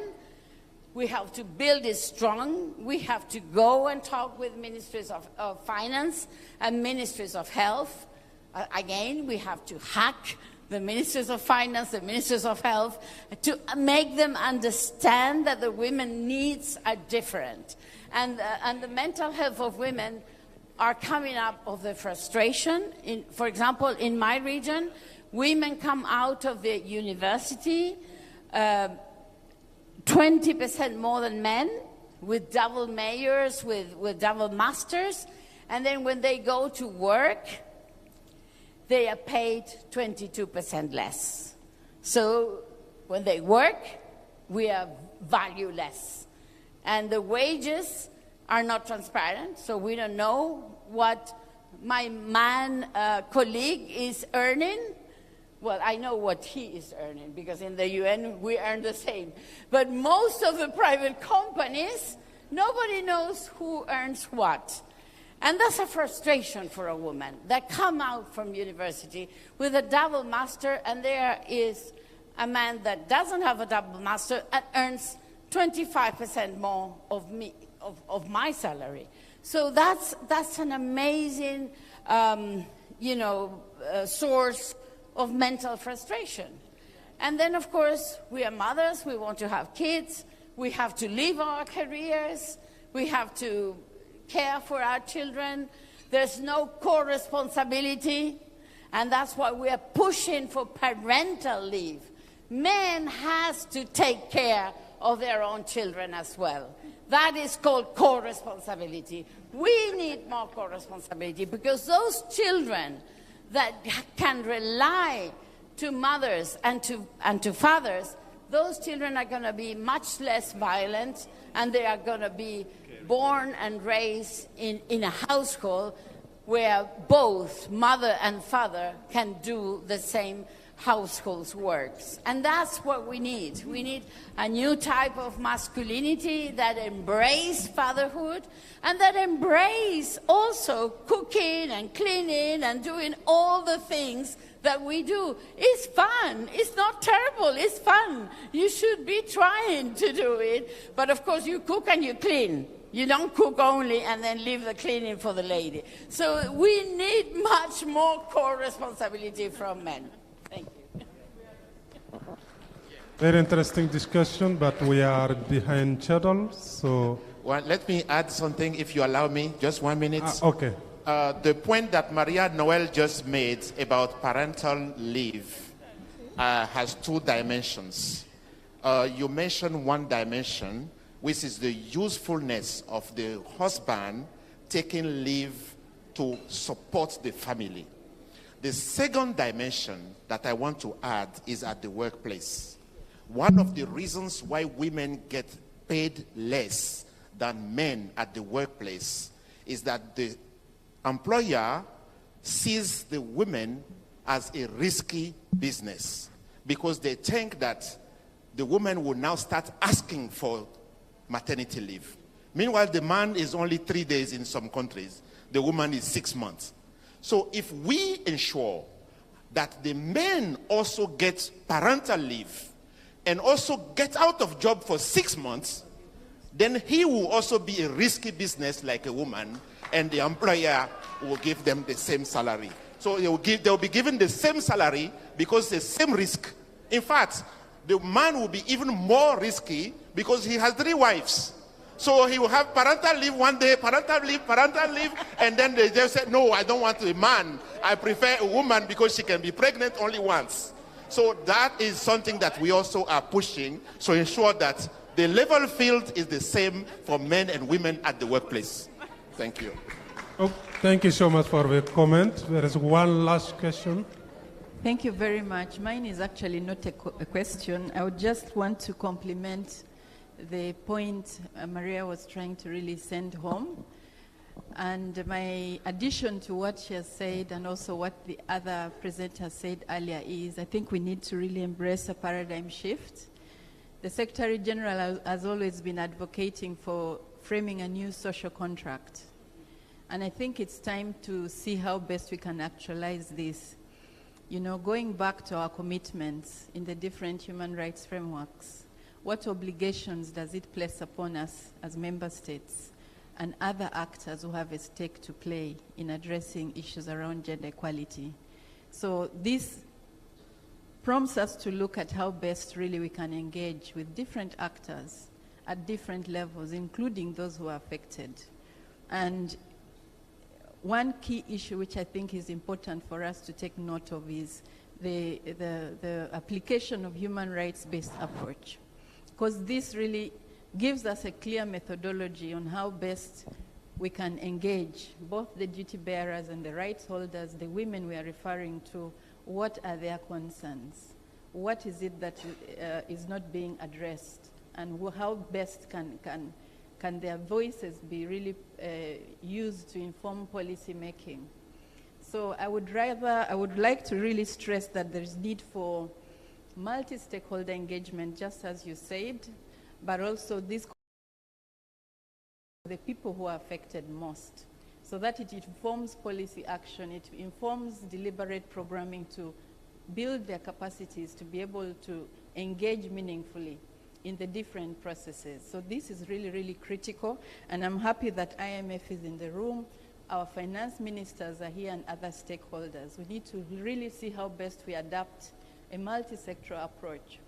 If we take an example of health, health cuts across the mandates of different line ministries. It cuts across agriculture, where issues of food and nutrition it needs to be addressed. It cuts across issues of water and sanitation, where the mandate of the Ministry of Water and Sanitation also comes in. So we need to really broaden the scope beyond Ministry of Gender to look at very specific specific issues that we need to tackle and to address, bringing everybody on board and, you know, leveraging on our different comparative advantages and mandates to rally around a common issue that we need to deal with. So I would advocate that let us not only have the human rights-based approach in paper, but really let's translate it to guide our policy action, to tackle the gaps in the laws, because some of these issues stem from structural gaps in the laws and policies. If it's not adequately protecting the woman who has no access to collateral services in terms of, you know, having rights to property, we cannot, it will cascade down to their access to basic services such as microfinance, which you are referring to. So I implore all of us to really try to, you know, actualize the new social contract, to have very open dialogue at different levels on what is it that we need to do differently. Thank you very much. Thank you. Very well said. Congratulations. And this is why we believe that care should be a human right. To provide care, to give care, and to self-care, it should be a human right. We are giving that fight. In my region, we are presenting a case at the Inter-American Court of Human Rights to see if they can approve that care is a human right, because we believe in the human right-based approach. So hopefully we will get it. I'm not going to rest until I get it, that's for sure. But the human right-based approach is critical. It's critical because it put the person, not only the women, at the center of all the public policies that we do and everything what we do. And it should be like that. We should be at the center. And we, in the region, in my region, we have a regional conference of women. For the last 45 years, we've been having a regional conference of women. And I really would like to see an African women conference. I can help you to do that if you want. So that women conference is so important that we built It's once every 3 years. And we built a new development concept, and it's called the Society of Care. We want to get to the Society of Care.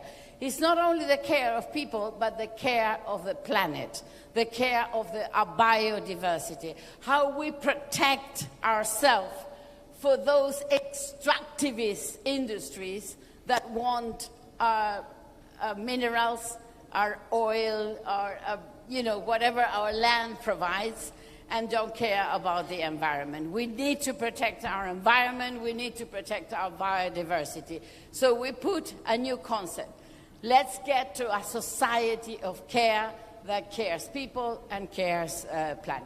Thank you. Thank you so much. Big applause for Madam Weiser. So, in the end, she loved numbers. She gave a lot of them. We have 20 unpaid care work represent 24% of GDP in America. Gender pay gap 22%. So in the end, you love numbers. So we will have a coffee break, given that we are behind, so that we will shorten it to 10 minutes.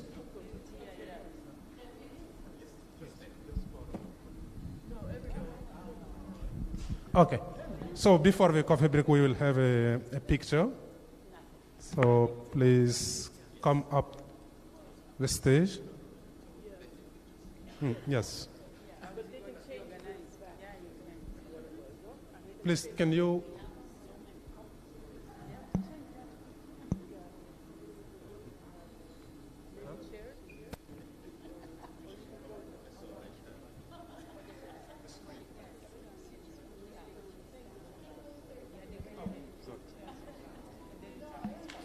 Okay, please join us for the picture. Everybody, yes.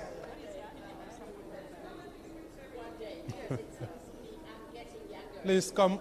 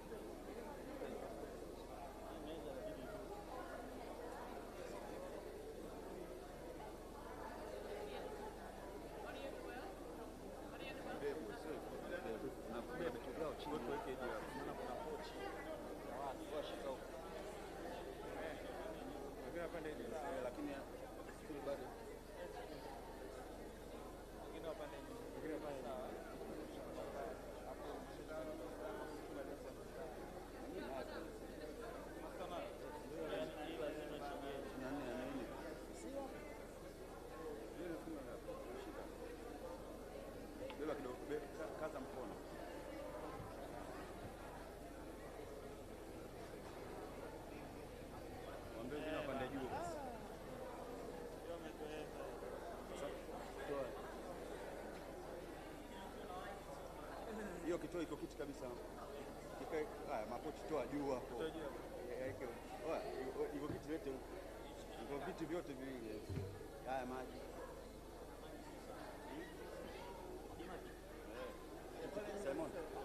So colleagues, maybe some of you can stand in the back, especially the people who have issues with height, so we can see you. Yeah. Yes. Yeah, maybe you want to join there? Do we have enough? Yeah.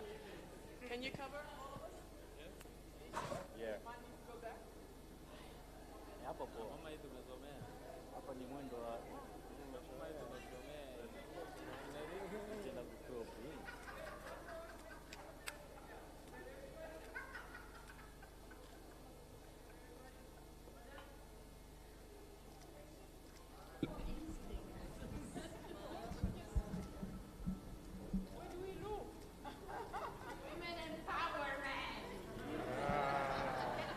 Can we do one with the equity sign? Yeah.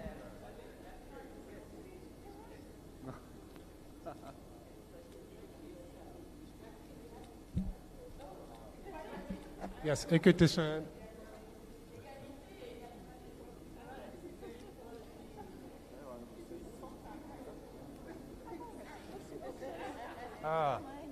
You can go upstairs. Thank you so much. Given that we are behind schedule, please grab a coffee and come back. We will start the workshop. Simon, angalau usikanyage kitambaa. Usinyuma. Hapo.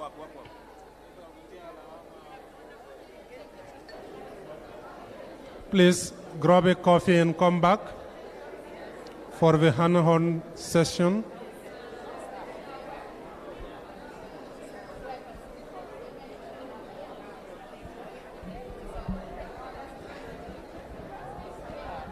Well done, huh? Thank you.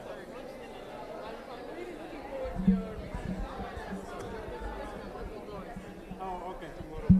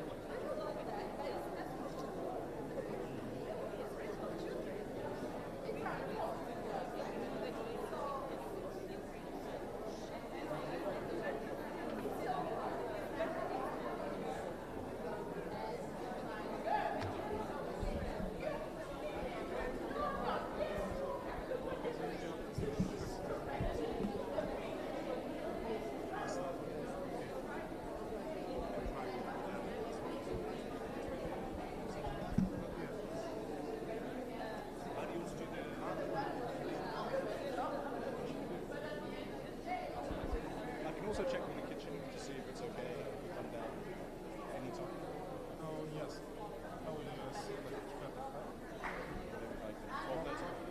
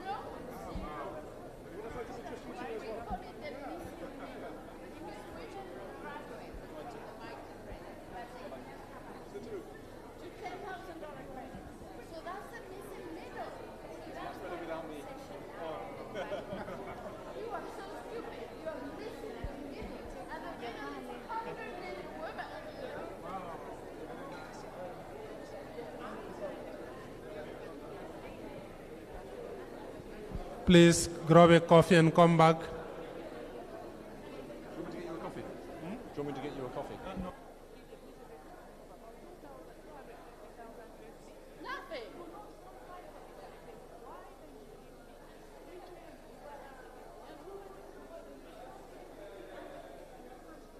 Exactly. Because a woman with $2,000 cannot buy a car, cannot buy a refrigerator, cannot improve their supply chain. Exactly. But listen, I have those hard conversations with those men. And at the beginning they were not receiving it.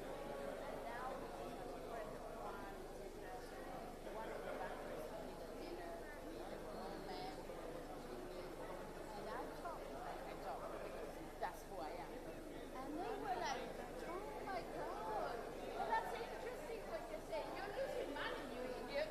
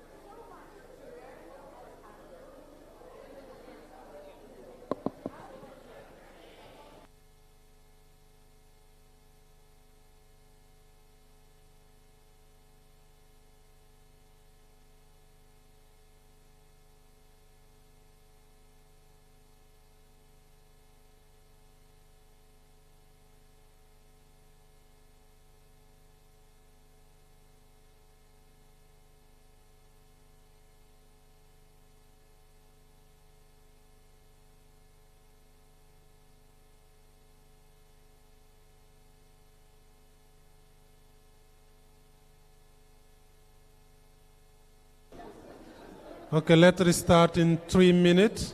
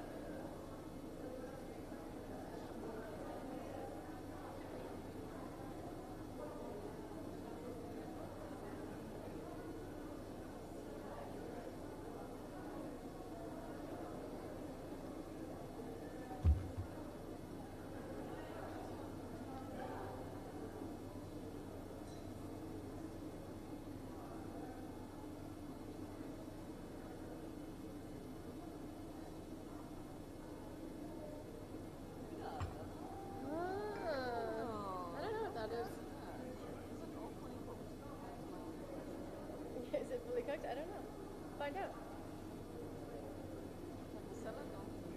It's a chicken salad.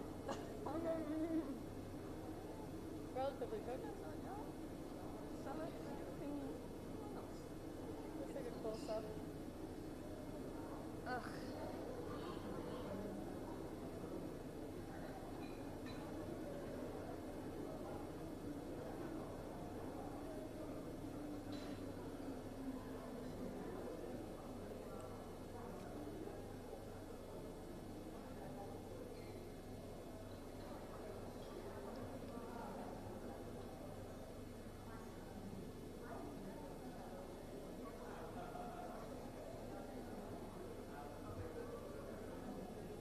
So how are you liking your new role? Yeah? It's going well? Are you happy to be in Washington? I'm not very happy to be in Washington, but the job is what I wanted to do, and I'm happy that it's happening. So that makes me happy. It's more for the role. Exactly. Yeah. Yeah. No. Otherwise, I mean, just Washington for the job. There's no way in hell I'll be there. I mean, I'm in Alexandria anyway because it feels a bit better. Okay. Yeah. Yeah. Is that in Maryland? Or is that Alexandria? No, it's Virginia. Oh, it's in Virginia. Okay. Sorry, I'm going to grab the before I die. Because I don't have breakfast in Black Cookies. Yeah, me too. See you.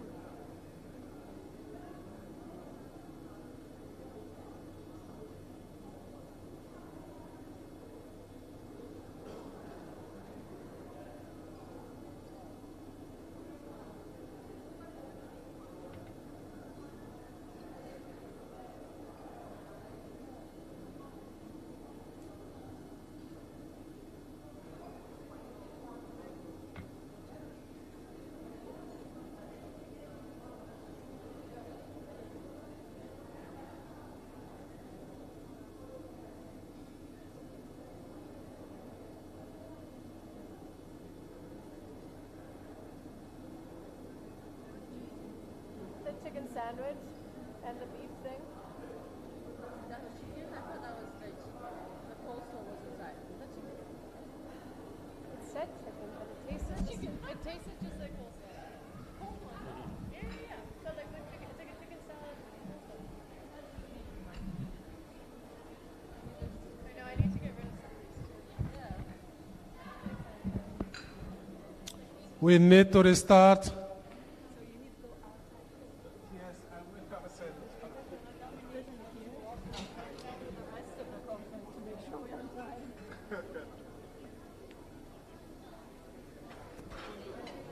Please get in. We need to restart.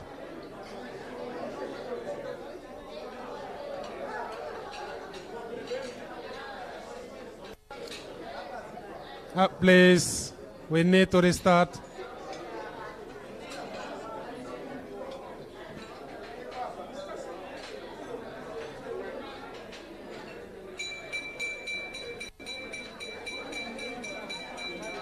Very good.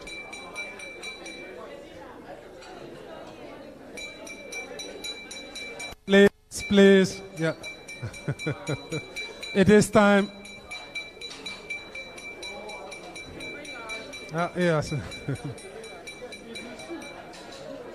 You can enter with your cup of tea or coffee, please. Let's restart.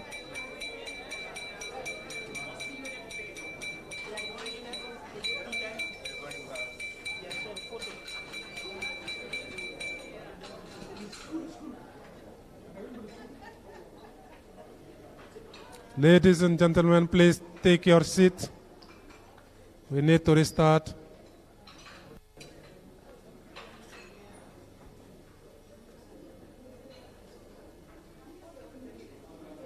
Please come in.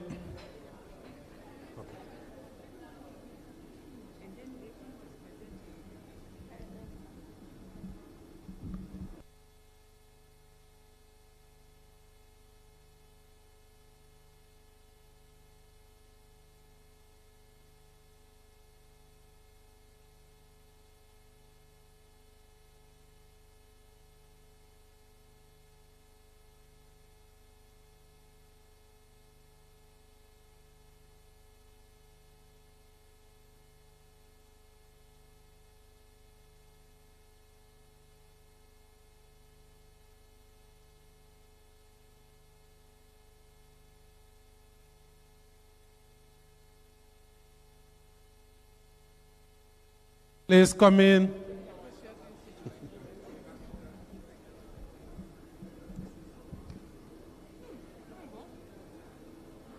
He's correct. Who's going first? No, this is the youth public. We have to stand on Stand on one leg, give us on one. Come to mic and navigate. Most you would.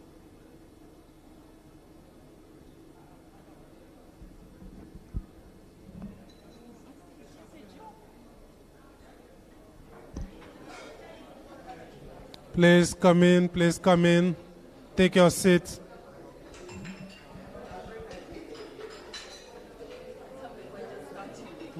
Yes, some just start.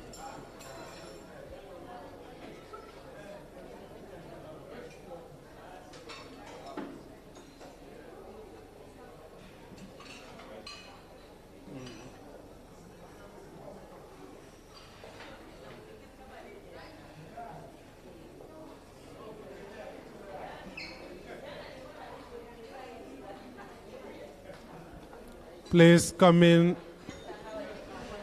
You can get in with your coffee, tea. Huh? Oh, okay. You can enter with your coffee and tea, please. Let's start.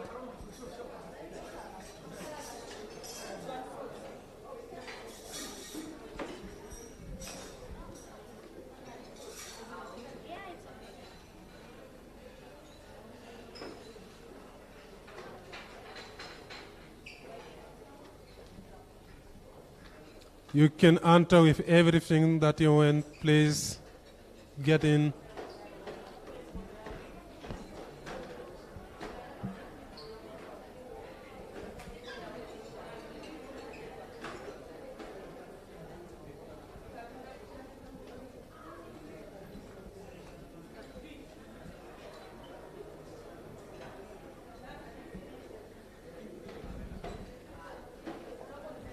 Hello. Very good, thank you. It is time, please. Let's start.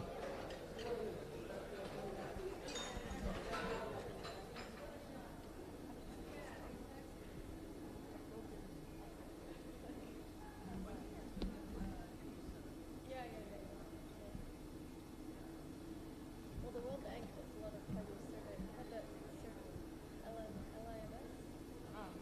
living standards.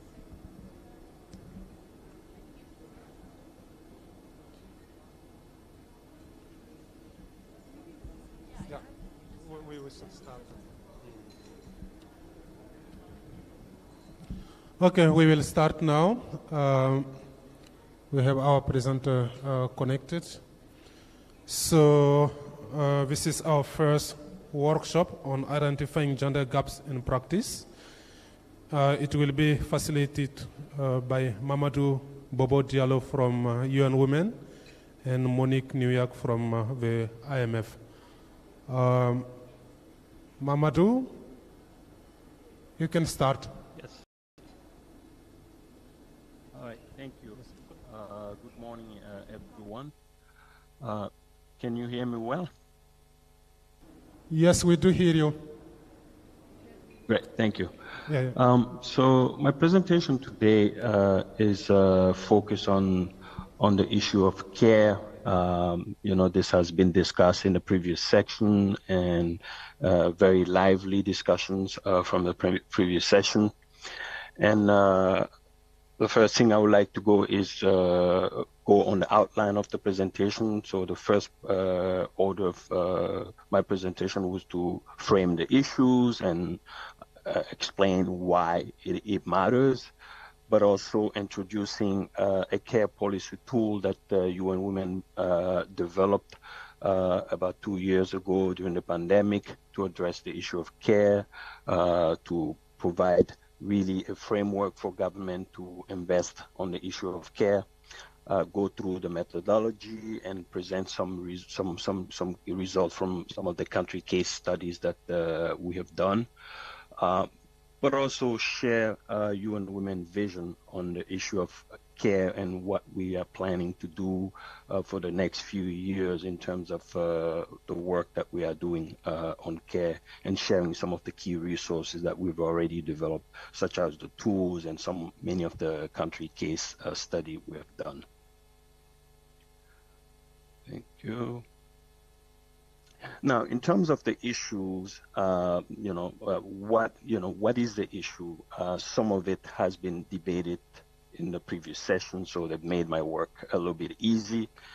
But of course, the issue of care, when we talk about care, we are really referring to the provision of this personal face-to-face service, that we deliver, that kind of support, really physically and emotionally needs that a person may have. It could be care for a child or for a family member, for a neighbor, and so forth. The type of care that you need to provide to allow someone to function.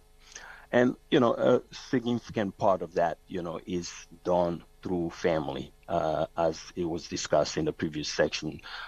In some contexts, it could be provided within the community, through relationship, and so forth. But the most important part of it is that it is done mostly on unpaid basis, and mostly by women, of course, and that has been debated also in a previous session. One aspect of it is that one key thing to recall about that is, it is not used and incorporated in, what we call gross domestic product, the country economic output.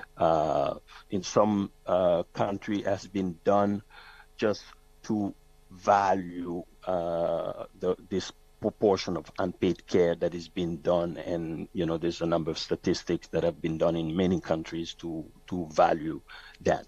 So even though, as you could see, it is very important, it has major economic implication, it's not counted. And of course, it is clear that that portion of unpaid care that is being done, if it wasn't done, the economy would just stop, and that is a fact. And in terms of, just to give a quick example, studies have been done looking at the value of unpaid care globally, but it amounts to about 10.8 trillion annually for that value of unpaid care. 3 times, basically the value of the tech sector, which gives you just an idea of how big this care economy is. Women, as we said it, spend the most time doing it, on average, 12 billion hours of this unpaid care done by women. This is equivalent to about 1.5 billion people who work 8 hours a day without being paid. Why it matters? Some of it, again, has been discussed. Women, as we said, have a disproportionate burden of this care. Globally, women spend about 2.8 hours more than men on unpaid care, and this is just a global number, but that's because you're looking at several countries. But if you look at the specific countries, places like in sub-Saharan Africa, Latin America, even in Asia, this number is even could be even double of that. Why it's important is because this burden on care basically, push women really at the bottom of the wage distribution. When you have that kind of responsibility that is given to you, or by society, by cultural norms, it weaken, women labor market participation, because the burden of care prevent them not only for entering labor market, or it also delay the entry in the labor market. When they have children, returning in labor market is also a problem. So you could see that many of these issues, cascade, and puts women in a vicious cycle where they have that responsibility of care that prevent them from joining labor market, but at the same time, it's also prevent them from getting an education to improve their situation in employment, to have better job opportunities. So it's a vicious cycle. That in itself is the reason why, when we discuss the issue of poverty, the majority of women are those, the poverty affect women more than men. And that's also due to that burden of care, which assign, the caring of children and elderly people within the family as women's job.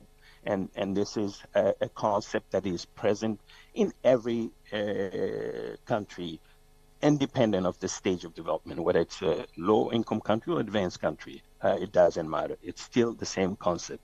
Caring is the job of a woman, and this is how society takes. Now, the care policy tool that I'm discussing now, I'm trying to present, is something that was developed by We on Women as part of a program that we were implementing with the ILO, a program which is promoting decent employment for women through inclusive policy investment in the care economy. And this was a program that was implemented as part of the response to the COVID pandemic. And as Maria Noel said in her previous presentation, the issue of care came to the face of the world during the pandemic. Not because the issue was not there before, but because everyone, everywhere had to deal with the issue during the pandemic, and it became something that nobody could ignore. So this was really a wake-up time for the entire world to see why care is important, why we need to have functioning care system in times of crisis like the COVID pandemic. And this care policy tool was developed really at the height of the pandemic, where UN Women came out with the idea to develop this tool, responding to the crisis that was unfolding and providing a methodology, a tool to support not only our country offices, but our partner and government in terms of what we can do to address the issue of care. Now, the tool does three things. The first thing we try to do in the tool is to look at the care system, whether it's child care or elder care, and identify the gaps in terms of coverage, right? Looking at how we can address care in this context. What are the needs? So that's the first. The second, look at the issue of cost. How do we cost it? What do we need to invest? And when I talk about investing in care, I'm talking about the public sector, the role of the public sector in investing in care. And what does it take to provide care for a certain proportion of the population? If you're talking about child care, how many children within the country do you want to cover? From what age to what age? And this is where looking at the costing, and based on various scenarios, you could come out with a cost estimate to say, when you invest this proportion, you could cover this proportion of the population in terms of accessing care. The third component, look at the issue of employment. Providing care requires manual labor.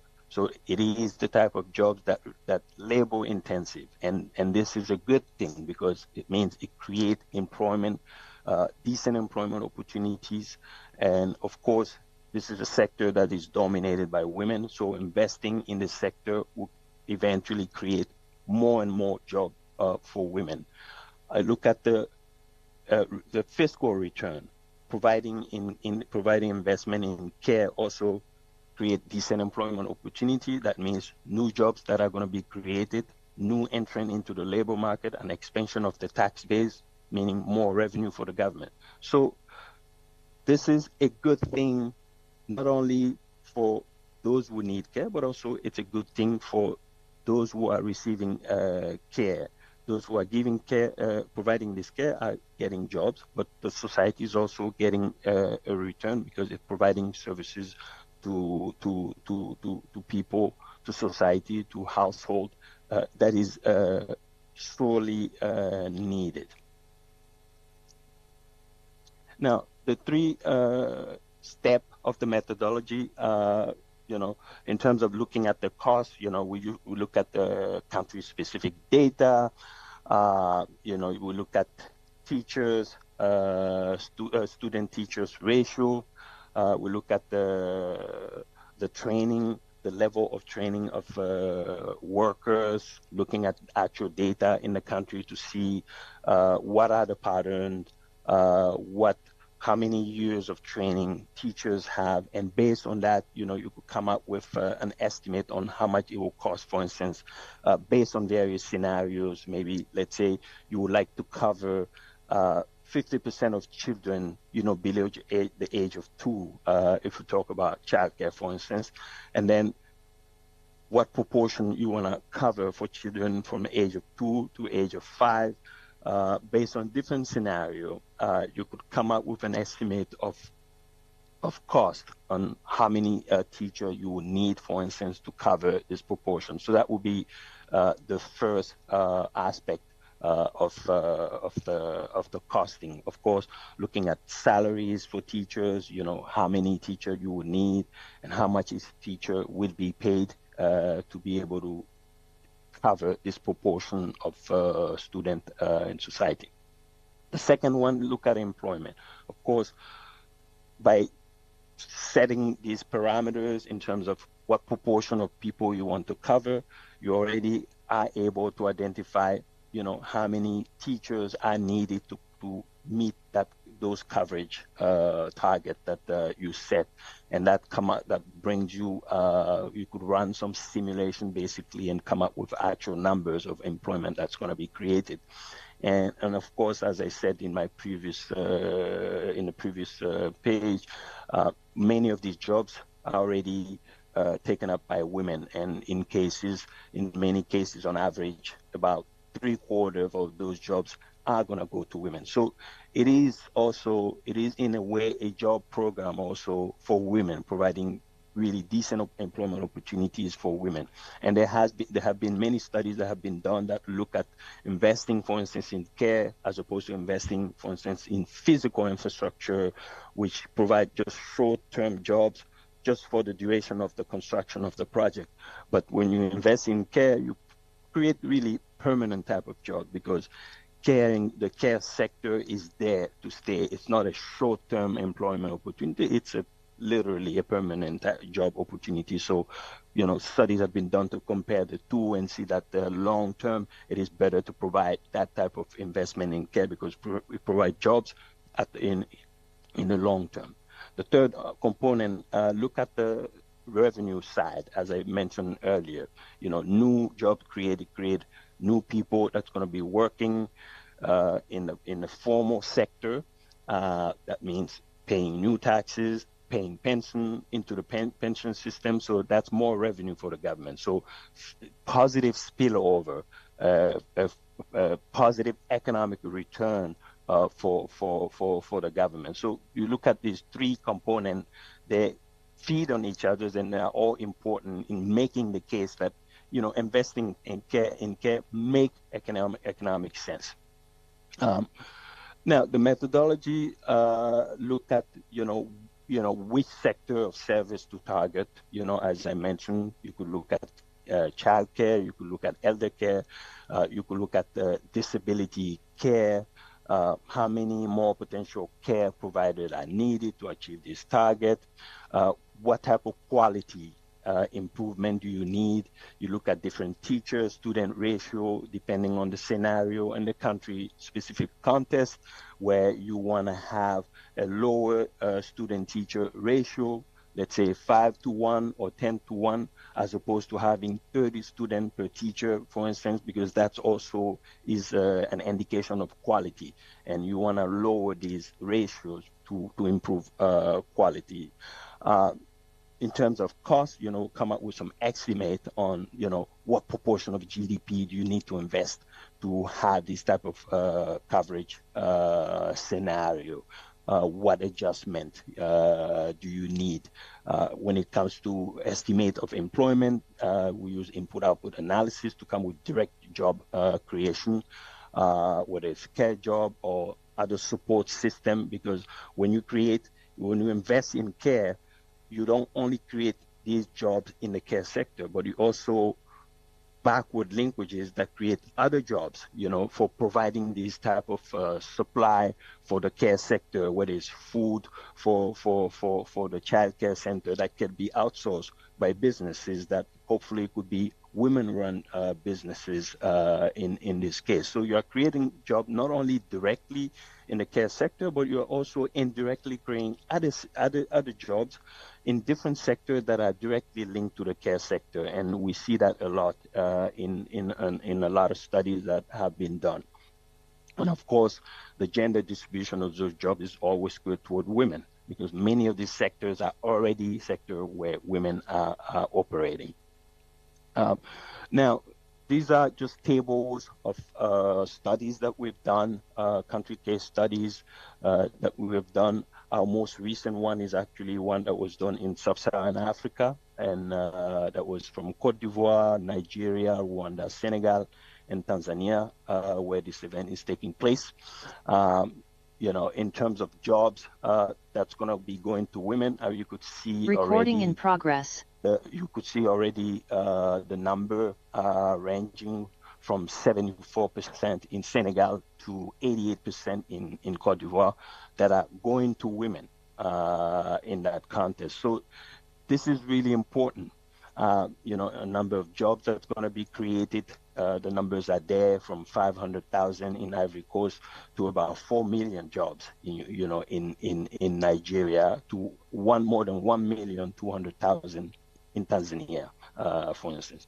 That also means creating more employment for women help reduce that gender gap, in terms of employment. And, you could see the numbers going from 4% reduction in the gender employment gap to up to 5% in countries like Cote d'Ivoire and Senegal.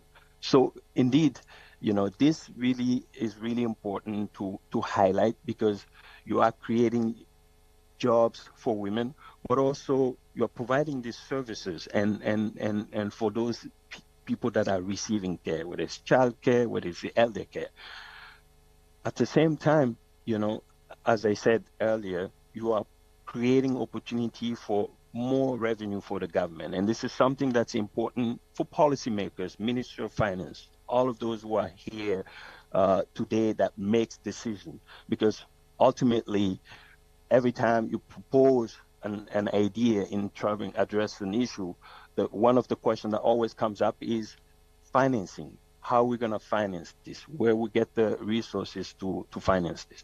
Of course, initially, this is something that needs to be taken about the public sector, investing, providing that initial investment. But we're making the case that, this investment also is important, because long-term, you do have return on this investment in terms of more revenue. And you could see the numbers in that look at current tax incidence, which is basically the proportion of direct or indirect taxes that's going to be collected in the total earning of those new jobs that are created, going from between 11% in Rwanda to about 24% in Cote d'Ivoire, 21% of these in a country like Tanzania. So really, what we're trying to make the case here for is that, these expenditure, are really investment, because they do have an economic return long term, and it's really important to see it as an investment, because you are putting up the funding now to provide that investment into the care sector, but you have economic return. You have positive economic return long term. You have more revenue. It's not just an expenditure. It is an investment that pays for itself long term, and that's really important to highlight here. This study was done in many other countries, as you could see on the table, in South Africa, in terms of proportion of job, about 75% going to women. And, and if you look at the share of jobs going to women in this scenario, you have up to 90% of jobs going to women in countries like Macedonia, 80% in Uruguay, 75% in South Africa. These are really important numbers to highlight because it is a job program for women. And that's what, the bottom line of this investment is. Not only is a job program for women, but also it provides services that are needed for society, for household. It shifts the burden of care from household to the public sector, to the government. It becomes a government responsibility. And going back to what Mariano was saying, it becomes a public good, a responsibility, a right, a human right for people. So government now has a responsibility to deliver that. And this is where we are trying to move to a caring society that sees access to childcare as a human right, as a public good, no different than access to basic health, access to water and electricity, access to many of these human rights that we take for granted. We want care to be looked at in this context, and this is a case that we've been trying to make. This is why we're doing all these studies, these country case studies, to make the case for government. Many policymakers that are in this room today that's going to go back and think about this issue of care and see that there is benefit to making this type of investment. It creates jobs.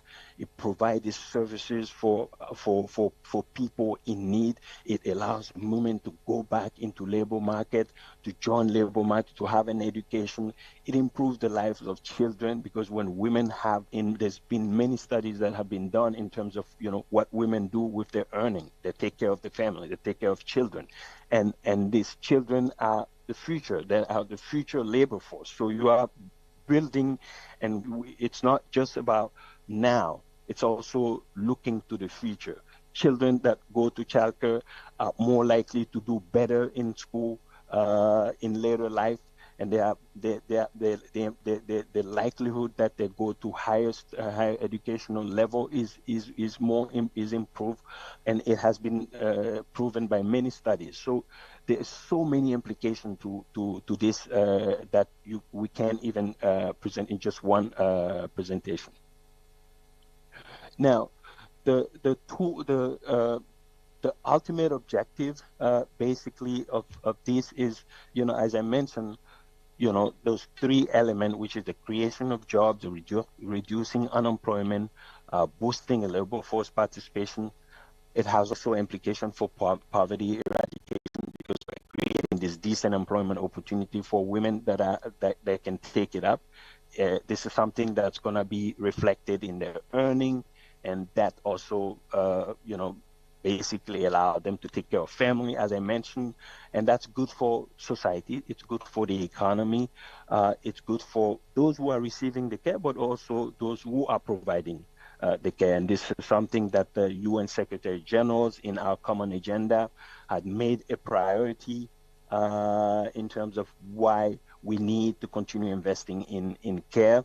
UN Women is leading a number of UN agencies now to come up with a common vision on addressing the care, the concept of a caring society that cares for its people, but also care for the environment and care for all that we need to do to help achieve the SDGs. Now, UN Women is focusing on the issue of care, and this is why care is a major priority for UN Women. And we've developed a new framework to addressing care, which we call the Gender Equality Accelerator, which is our vision for the future in terms of how we want to address the issue of care, care as a basic human right, as Mariano raised it earlier, but also care care system in general that are integrated really with this to be able to provide all these jobs for women, but also provide that services that is need to have as really a public good, meaning same as looking at the same as access to basic water and sanitation, basic access. In the end, this is just a key number of resources that I have there. This presentation will be shared with all the participants. It has all the policy. It has a policy tool that I describe more broadly in this presentation, but it also have some of the country case studies that I discuss in my presentation, for which I presented some of the summary result, the issue of social protection and how to finance social protection, which is intimately linked to fiscal space, intimately linked to the issue of access to care. And this is it. I will stop here. As you could see, these are images of men taking care of children in the household. These are images I purposely put there because, in general, you only see images of women doing it because in society this is what is happening. But we want to change that narrative to say that, images like this should be normal. It should not be an exception. It should be the rule to see a father taking care of his children. It should be a rule to see a father cleaning in the house, doing the dishes while taking care of a child, or cooking, or doing the laundry. And we want to bring that positive image to the rest of the world to say that this is normal. We want to normalize these images and encourage fathers to taking more and more responsibility to help the family. It's important for the well-being of the family. As Mariano mentioned, access to the burden of care on women take a toll. It's a mental health issues, and that was seen in the pandemic. UN Women have done a study on that showed that in Asia, I think that about 2/3 of women during the pandemic, declared that they had mental health issues because of all this burden of care and having to take care of the entire family. And that number was only about 40%, 50% for men. So you could see the difference. We need to change that. We need to make that a responsibility, an equal responsibility for both men and women. Thank you. Thank you so much. So before opening for a Q&A, we have Monique who will make a very short presentation.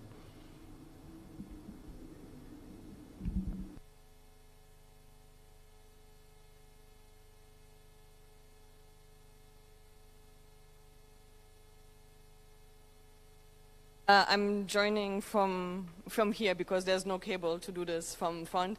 I promise I'm just going to be 3 minutes.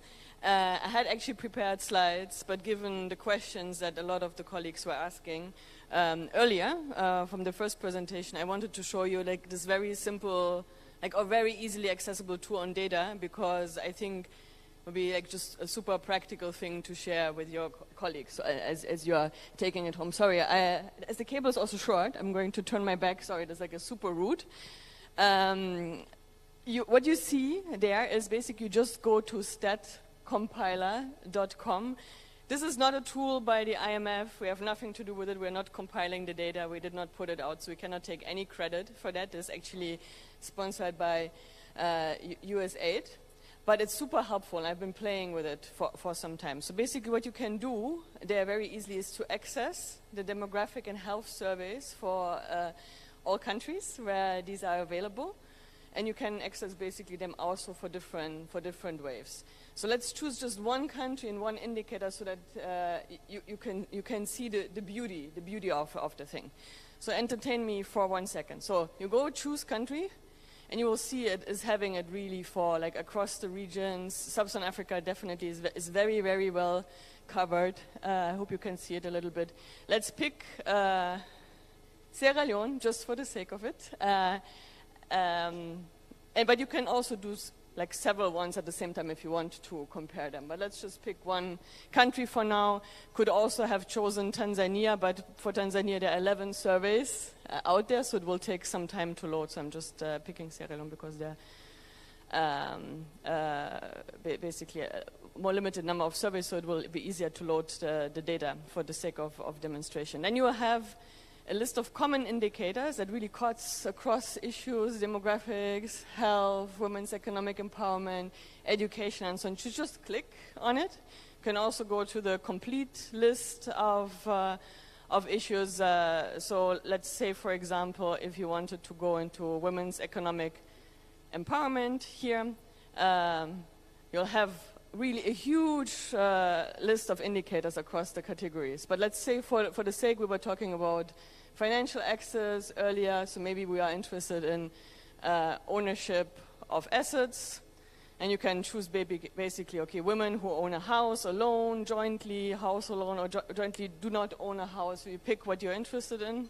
Let's just say like women who own a house alone. You go for it, data will load in a second. We'll check the most recent survey. Will come up in 1 second, I hope. Unless it's failing me, of course. Of course, the internet is and the internet disconnected, so this is working beautifully. Let me just reconnect. So you need internet, obviously, to access it. Give me 1 second, it's reconnecting. Connected, secured, so hopefully, let me just refresh. It should come up in a second.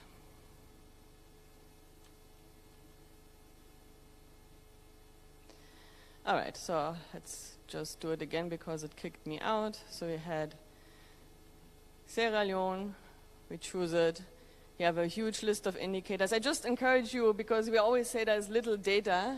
If you have people in your ministry interested in it, you don't need consultants, you don't need like a degree in data analysis and so on. It's super easy to use. We go women's economic empowerment, ownership of assets. We said, okay, like maybe we're interested in women who own a house, maybe as a measure of a movable property.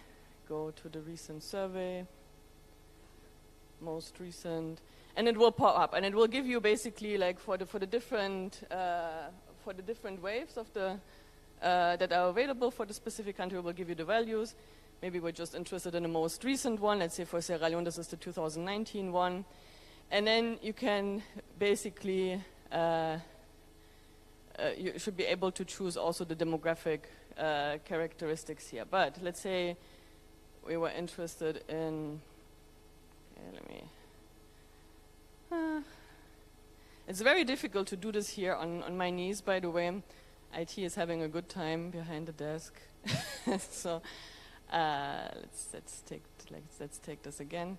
I mean, I'm just, basically, it's not for any particular indicator that, because I'm super interested in a particular topic. I mean, just to tell you, it's very easy to click through it. So like say experience with physical violence, women who ever experienced physical violence since the age of 14, I think is what we show here.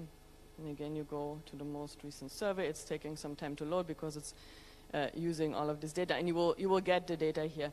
So what will happen when the internet is stable, that you can actually choose on the right-hand side then the demographic characteristics as well. So you will be able to choose. It's not loading here. I'll promise if when you have more stable internet, it's going to load. You can do it by rural versus urban. For Sierra Leone, you would see it for the different parts of the country as well, for the different wealth quintiles and so on. So anyway, the advertising session is simply just maybe explore it by yourself, statcompiler.com, pick your country, pick your topic, and just explore the data. It will come, you can choose it, you can create charts with it as well that you can like basically paste into the reports.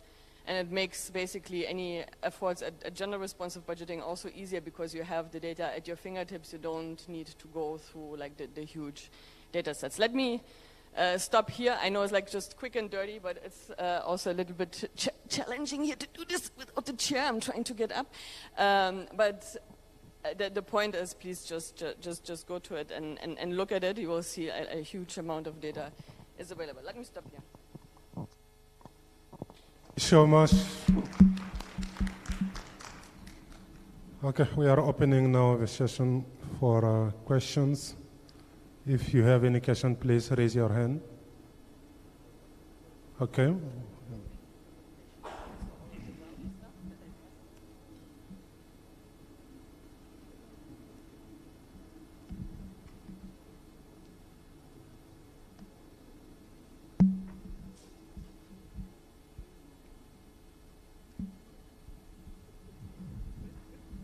Yeah, thank you very much for that presentation. My name is Lynette.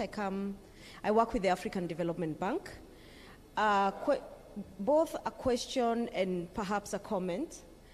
And this is in regard to, I think, the dynamics, especially on this continent. A lot of the care work in many homes, not all homes, has been kind of redistributed to the domestic workers market. And my question is whether, when we're looking at these care policies, are we looking at policies also that regulate domestic work? Because it is a big part of this economy, and therefore making sure that the domestic work is valued, it's not vulnerable, it's decent, it's covered by social security and so forth. So as we look at the care policies, are we also looking at domestic work as part of the care policy? Because I think a lot of us, I'm sure nearly everybody in this room has redistributed their care work to a domestic worker. True? Yes, I'm sure everybody has redistributed. But is it regulated? Are we paying wages properly, the right leave, the right aspects that come with that work? So perhaps maybe that's an area. And I work in Southern Africa, where domestic work, especially in South Africa, is such a big issue. So that question. Then secondly, and I wanted to comment on this earlier, is from the bank, and picking up from what our country manager yesterday talked about, following the money, is also looking at, rather than the policies, what practically will reduce women's unpaid care work. And part of that is looking at infrastructure and its role in reducing the drudgery of women's unpaid care work. I think one of the biggest things women do is draw water. So by providing water closer to home, then at least we take that part. By providing electricity, food processing can become easier. I grew up in a village where in my there's a porridge that was made by grinding on the stone. And to make this porridge, it took one woman at least 6 hours a day, grinding on a stone. With electricity, that has been reduced from 6 hours to 5 minutes. So again, looking at how infrastructure can actually reduce some of these things. And then we look at also how redistributing to the market and regulating that market so that women are taken care of. And remember, most of the domestic care workers are women. Thank you.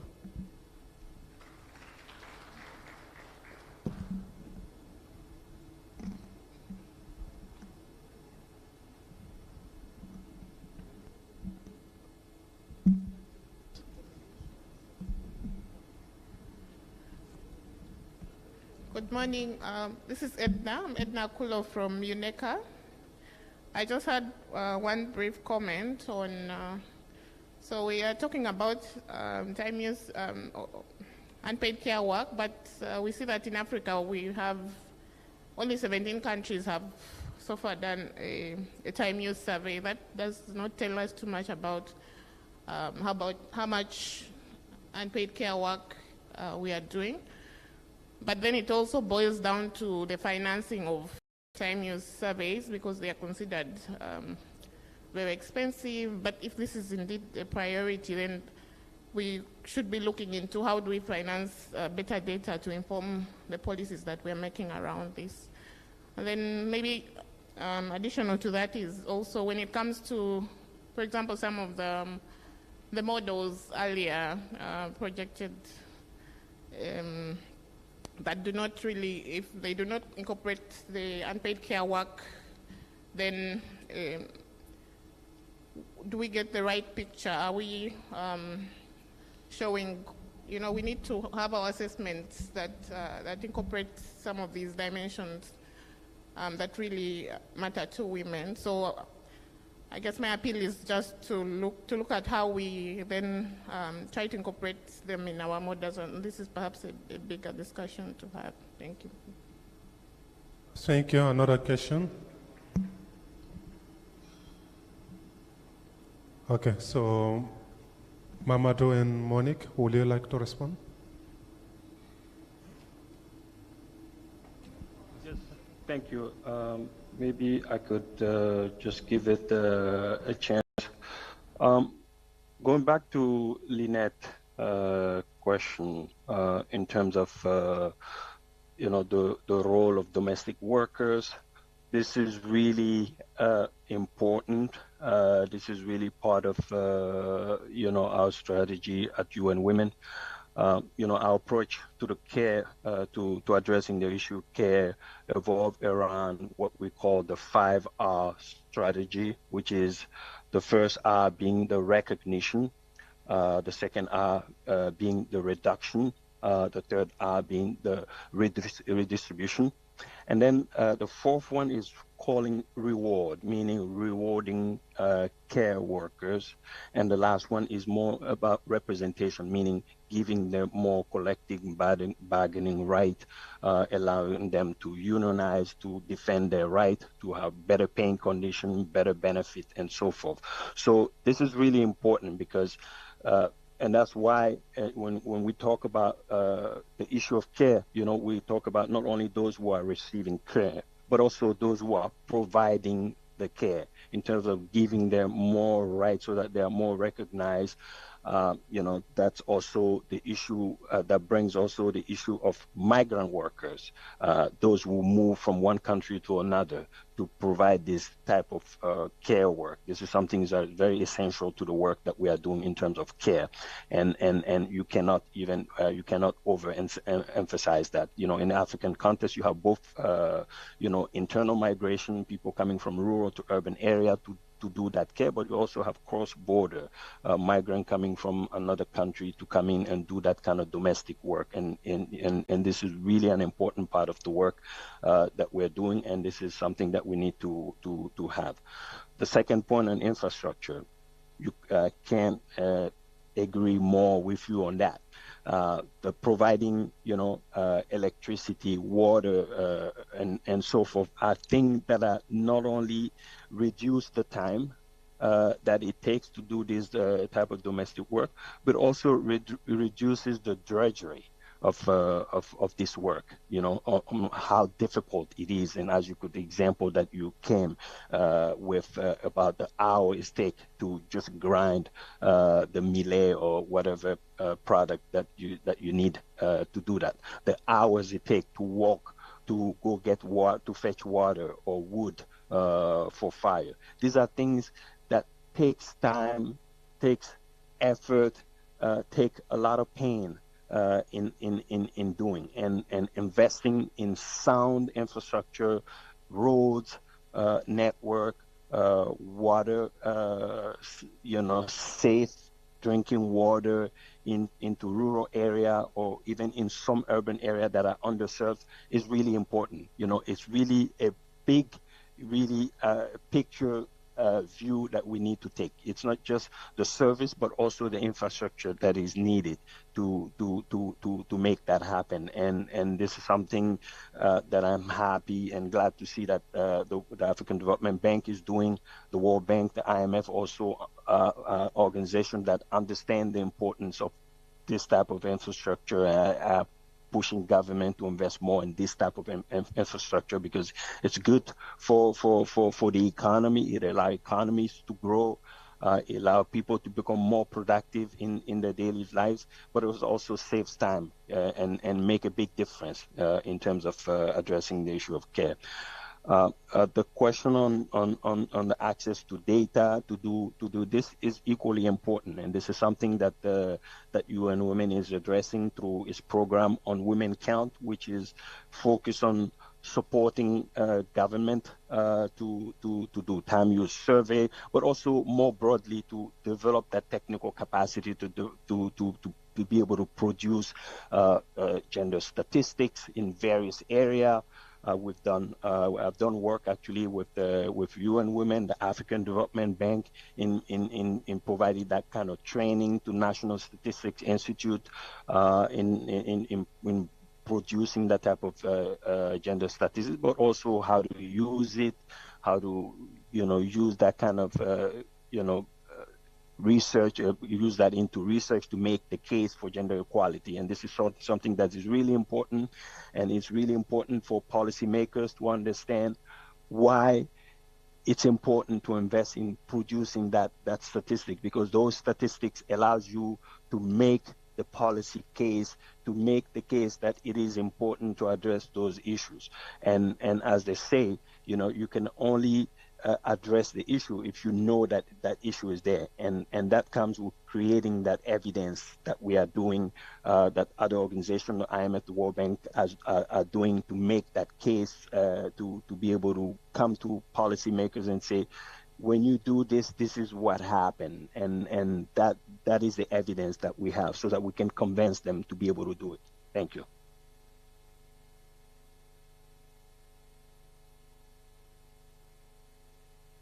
Thank you so much.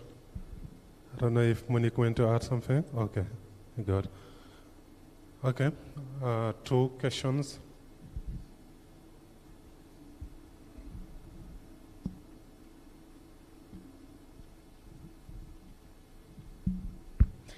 Thank you so much. My name is Janat from the Ministry of Finance in Uganda.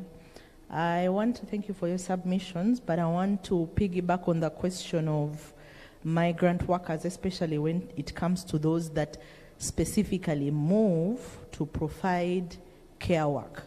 I think Africa has become a hub when it comes to providing migrant workers to provide care work, especially when it comes to the Gulf nations. However, I wanted to find out what is the experience of the other members within this particular session when it comes to coming up with protectionist policies for these migrant workers. We are trying to develop and improve on how we track the numbers of people that are leaving, and also, of course, their remittances contribute to the economies, but you find that for the majority, some people will, for lack of a better word, sneak out of the country to provide this kind of care work. When things go wrong where they've gone, that sometimes, and increasingly so, people to the extreme extent end up even getting into criminal activity. Sometimes they end up being imprisoned in these countries. Sometimes the worst case scenario is that they can even get killed in these countries, but because government is not fully tracking everyone that is leaving to provide this kind of care work, you even find that getting justice in these nations for these workers, or even any kind of repatriation, becomes difficult. So I wanted to find out what everyone else's experience is and how exactly they are able to help, to a great extent, these women and young boys that go out there looking for better living, but because the systems of government, if we are lucky, they'll track them exiting, but they won't track them coming back into the country. And that also feeds into the fact that you'll find that wherever they end up going to provide this kind of care work, there is no standardization to the kind of remuneration they get for their services. So you find that there is a big disparity in terms of the kind of remuneration they get, but then also the protections that their governments are supposed to afford them are not always the case. So I just wanted to find out how other countries are managing this very big problem. Thank you. Thank you. Okay, thank you. Good afternoon. My name is Agnes Kisembo. I work with UN Women Country Office, Uganda. So I just wanted to highlight one of the aspects that is not coming out when it comes to approaches to address unpaid care. If you look at the hour of redistribution, based on the context, it doesn't come so readily. I mean, it doesn't come so automatically when it comes to men participating, you'll find that there are men who are willing to participate, but there are also men who are so scared to participate because of the social stigma that comes with it, especially from the community. Some comments have come up from the different studies that have been done by CARE, Oxfam, academia, indicating that although some men would be willing to participate in these roles, they're scared of the social stigma that come with it. Being perceived as bewitched by their wives, and these are real depending on where you come from. So I just wanted to highlight the importance of creating intentional campaigns or coming up with public campaigns specifically targeting men and young boys to give them space also to express their concerns about the topic, because it's very important to move along with men as allies. We cannot do it alone. We can't achieve it fully alone.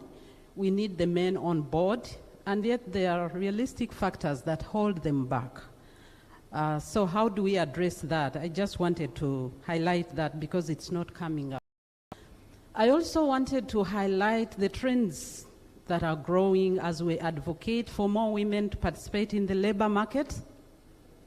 Yes, that's a very good thing, but you find that in most cases, some of the men, apart from those in the room, but some of the men in the rural areas tend to abandon all the responsibilities to the women, because they say, now you're working, you have your money, so you can foot all the bills. So you find most of the women are now struggling and taking on extra burdens and responsibilities related to their expenditures. And that means they're not saving their money to invest in assets that can bail them in the future, that can bail them out in the future. You still find they are earning, but they are using their money to pay school fees, to pay for rent, to pay for extra bills that come with the demands of the household. So how do we help? Because really we are addressing this one, but there are also emerging trends. Thank you. Okay, thank you so much. If Madhu, you in one more question? Okay. The last. Thank you very much. I just wanted to mention about the concept of care in the context of countries recovering from conflict. Very often we do not view the care or the care economy that is being provided, the care services that are being provided by civil society organizations in countries recovering from conflict, and especially with the emerging threat of human security, like trafficking in persons, radicalization, extreme forms of violence, etc. So civil society is also playing a very important role in providing care services. And in some countries in South and Southeast Asia, the costing is being done by the civil society organizations, and this is included in the National Action Plan on Women, Peace and Security, to show what is the value of care services that is being provided by the civil society organizations as well as the local government administration that is providing support to the vulnerable population which are exposed to these kind of extremely emerging trends of human security threats which were not included as part of. So I was wondering if the first speaker, in his reference to the framework for the care economy, is there any provision for the services being provided on care services by the civil society organizations as part of the WPS Humanitarian Compact, which is a part of the generation equality key areas of focus? Thank you. Okay, thank you so much. Seems that there is one last question.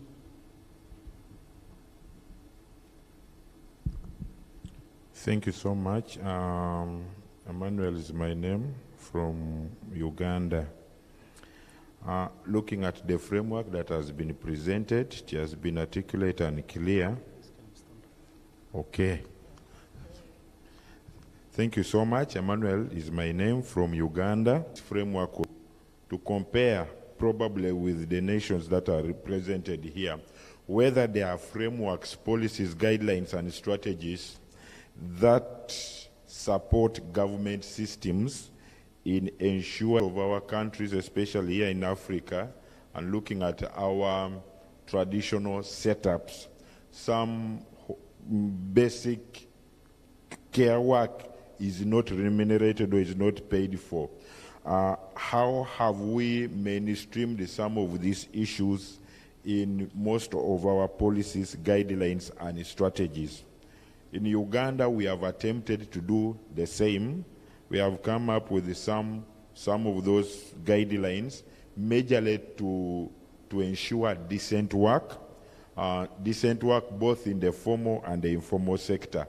Probably would love to see or to share experiences of what the rest are doing in that regard. Thank you. Thank you so much, Mamadou. And floor is yours.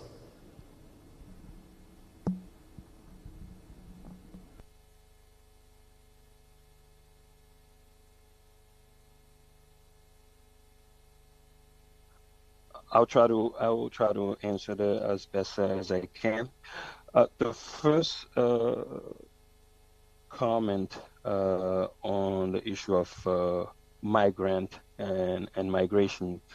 I mean, this is an issue that's really critical. As I mentioned in my presentation, the right of workers, the right to have decent pay and benefit, and have collective bargaining rights so that they can advocate for their right is really important as part of this strategy. And the issue of migration, of course, is an issue that UN Women work on. We have a team that works on migration because many of the migrants in certain contexts are women.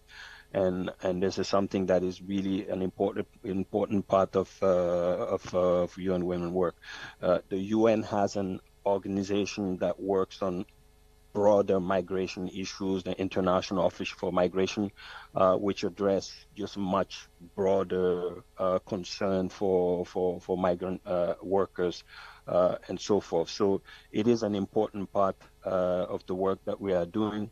And, so many of the issues that you mentioned really are country specific in terms of tracking, migrant that goes from one area to another, what mechanism to put in place. This is really a question to policymakers in terms of what they are doing to make sure, these are tracked.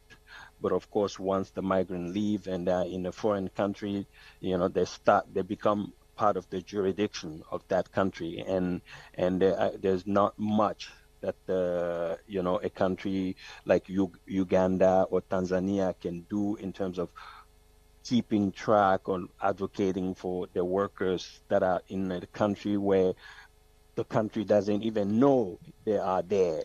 So this is a really difficult situation. I think it's an important issue that needs to be addressed.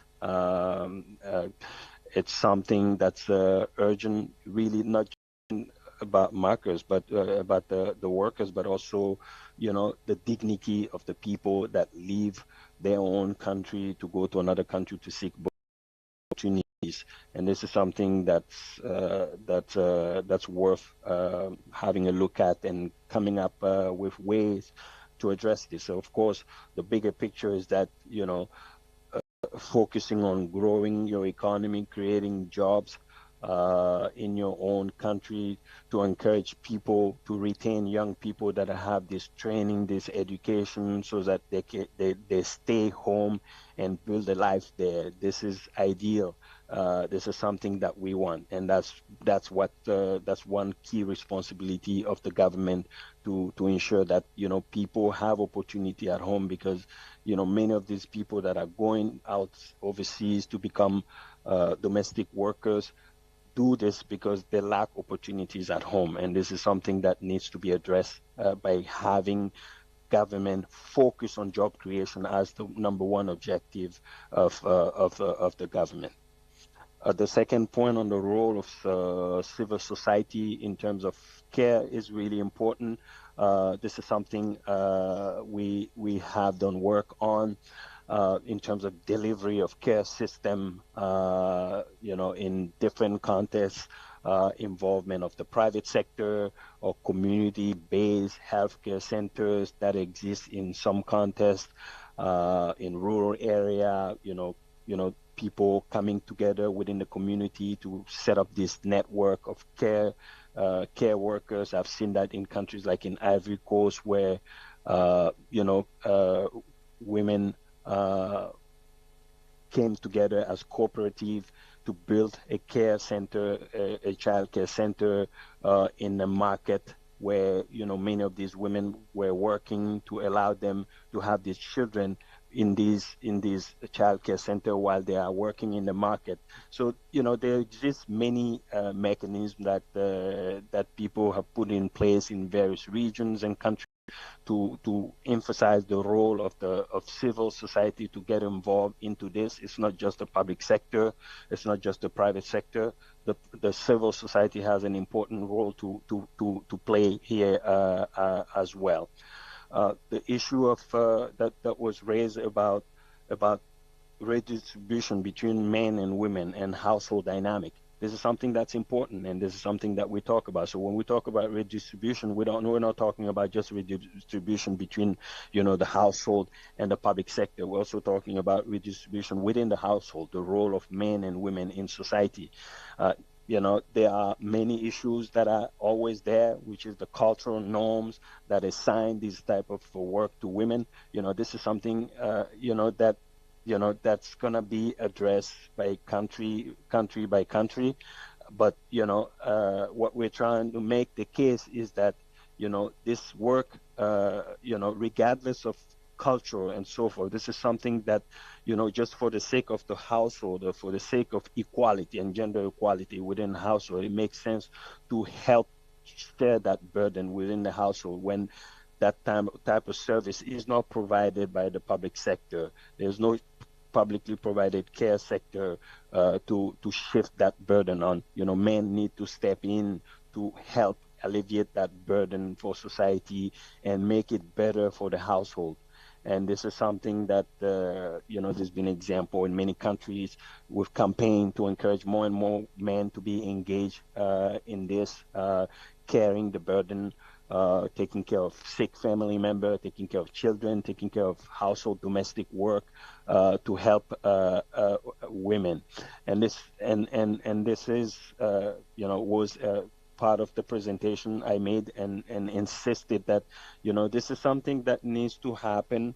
But of course, each society has to find a way to approach the issues and make it easy for this conversation to take place, have this national dialogue and open discussion and honest discussion on the role of men and women in society and how to help move this agenda forward. Because at the end of the day, what we want is for having both men and women have a healthy life, free of violence, and be able to, raise family, raise healthy children. That's going to be the future of the country. And this is something that needs to be addressed within the household, within religious leaders, leaders in community and rural community to come together to recognize that this is not just a woman issue. This is a society issue.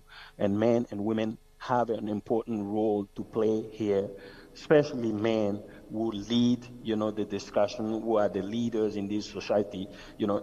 they are the one that needs to take the leadership role in this. The Ministries of Finance and Ministry of Economy, all the ministers that are here today, this message is for you too, because you are the leaders of societies, and you have a message also to push. When you have this opportunity, you have to make that case. Help us make that case that this is an important issue to address. Gender equality is not just about women. Gender equality is for society as a whole. When we reduce all these inequalities that we have, all this discrimination that women face, whether it's in society, whether it's in employment, it's good for the economy in general. It helps boost participation of women in labor market. It boosts the economy. It helps economies to grow.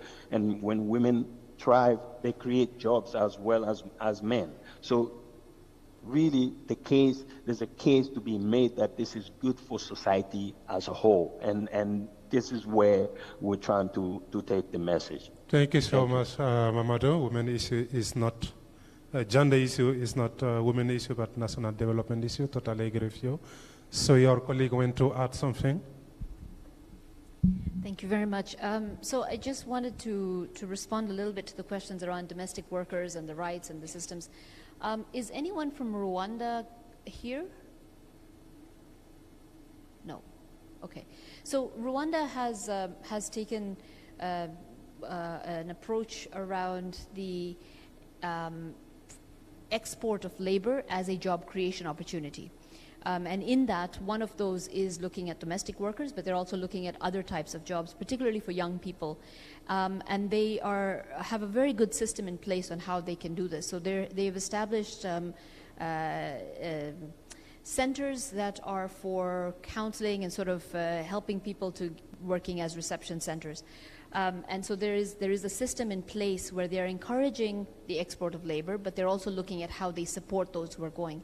And one really interesting piece around this is around the transferability of social protection. Because a lot of times, yes, there are informal domestic workers and there's informal migration happening in that system, but there's also formal migration for domestic workers that happens. However, when domestic workers, even formally employed, go to foreign countries, then they don't have the social protections there. So one of the things that the government of Rwanda is looking at is how to get into contracts with host countries where they're sending their people on social protection transferability. So the employees would then be contributing to the systems there, and when they come back, their contributions are transferred.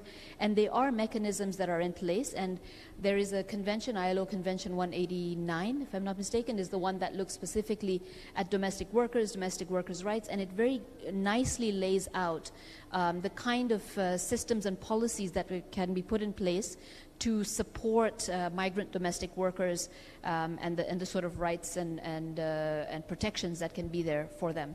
So that's the issue around specifically looking at the migrant domestic workers and rights. The other piece around domestic workers in the home economy within the country, there are again some examples that are very policy based that are between the Ministry of Labor and Ministry of Finance usually. For example, looking at either a universal minimum wage or a sectoral minimum wage, looking at particular roles. And some countries, such as Tanzania, for example, establish a minimum wage for domestic workers despite them being in the informal sector. And therefore then the labor tribunal sort of has a space to and an accountability mechanism to hold employers accountable for a particular minimum standard that's set. So there are examples in our region that despite this being a very important part of our economies and being very informal, there are mechanisms and examples at a policy level that can be looked at in the region that can look at how we strengthen the space for these people and the employment of the women in these sectors. Thank you. Thank you so much. I think it is lunchtime. Is it a comment or a question?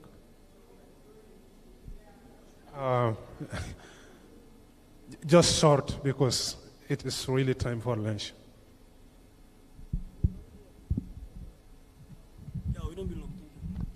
Thank you. Lamaran Bari from Cote d'Ivoire. This is a very complicated topic, especially for our countries. First of all, we should acknowledge that what's happening in the what happening in the care work sector is what's happening almost on the whole labor market. So we should not disconnect the care work to the labor market. Of course, we can have specific policies due to specific situation. But take this example for instance. I am in Abidjan, and I call somebody from the village. Because most of the time, this is what's happening.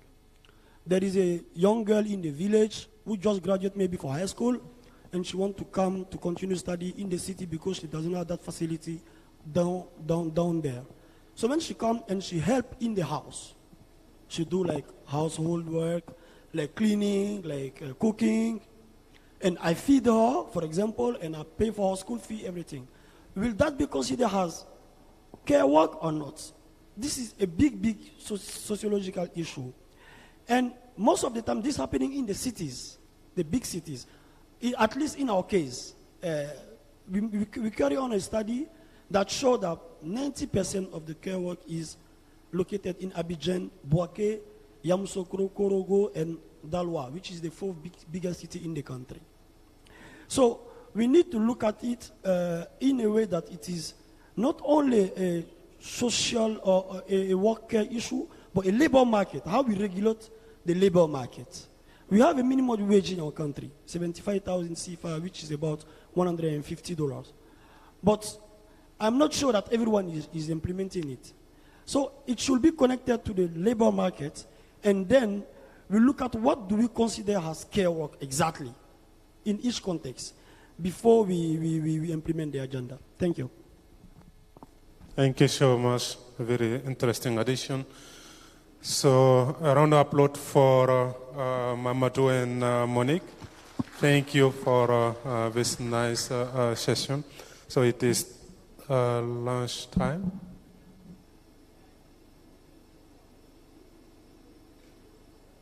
Sorry.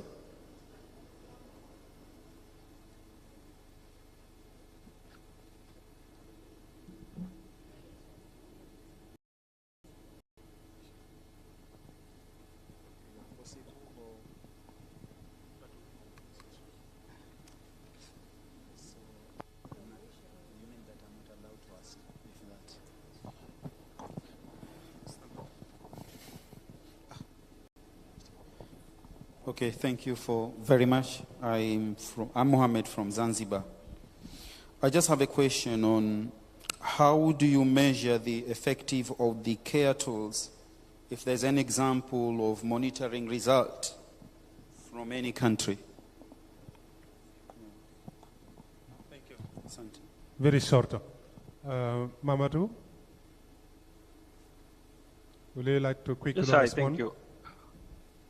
Yeah, I mean, just quickly, like I said, the tool is, what it is, which is to provide really a framework for policymakers to come up with, the evidence that can be made in terms of investing in the care economy.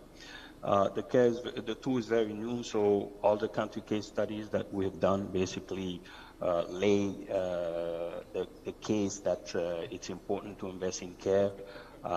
You create jobs, and the evidence is presented. So now it's up to the government now to take this forward in terms of implementation, and this is why our next step in terms of the work that we're doing now is more focused not just on providing the evidence, but also making the policy case that government should indeed invest into this. And that's why the discussion here today to bring various ministers and decision makers together is to really advocate for that next step, which is the actual implementation, the actual mobilizing of resources to implement many of these policies that were prescribed in the tool. Thank you. Thank you so much. That is the end of The session we started today with a 1 hour delay, so the agenda is shifted by 1 hour. We will have a 1 hour lunch break and restart at 2 p.m. So thank you so much to our speakers for this interesting morning. This afternoon we will have 3 sessions mostly on gender Recording budgeting. stopped. Thank you so much.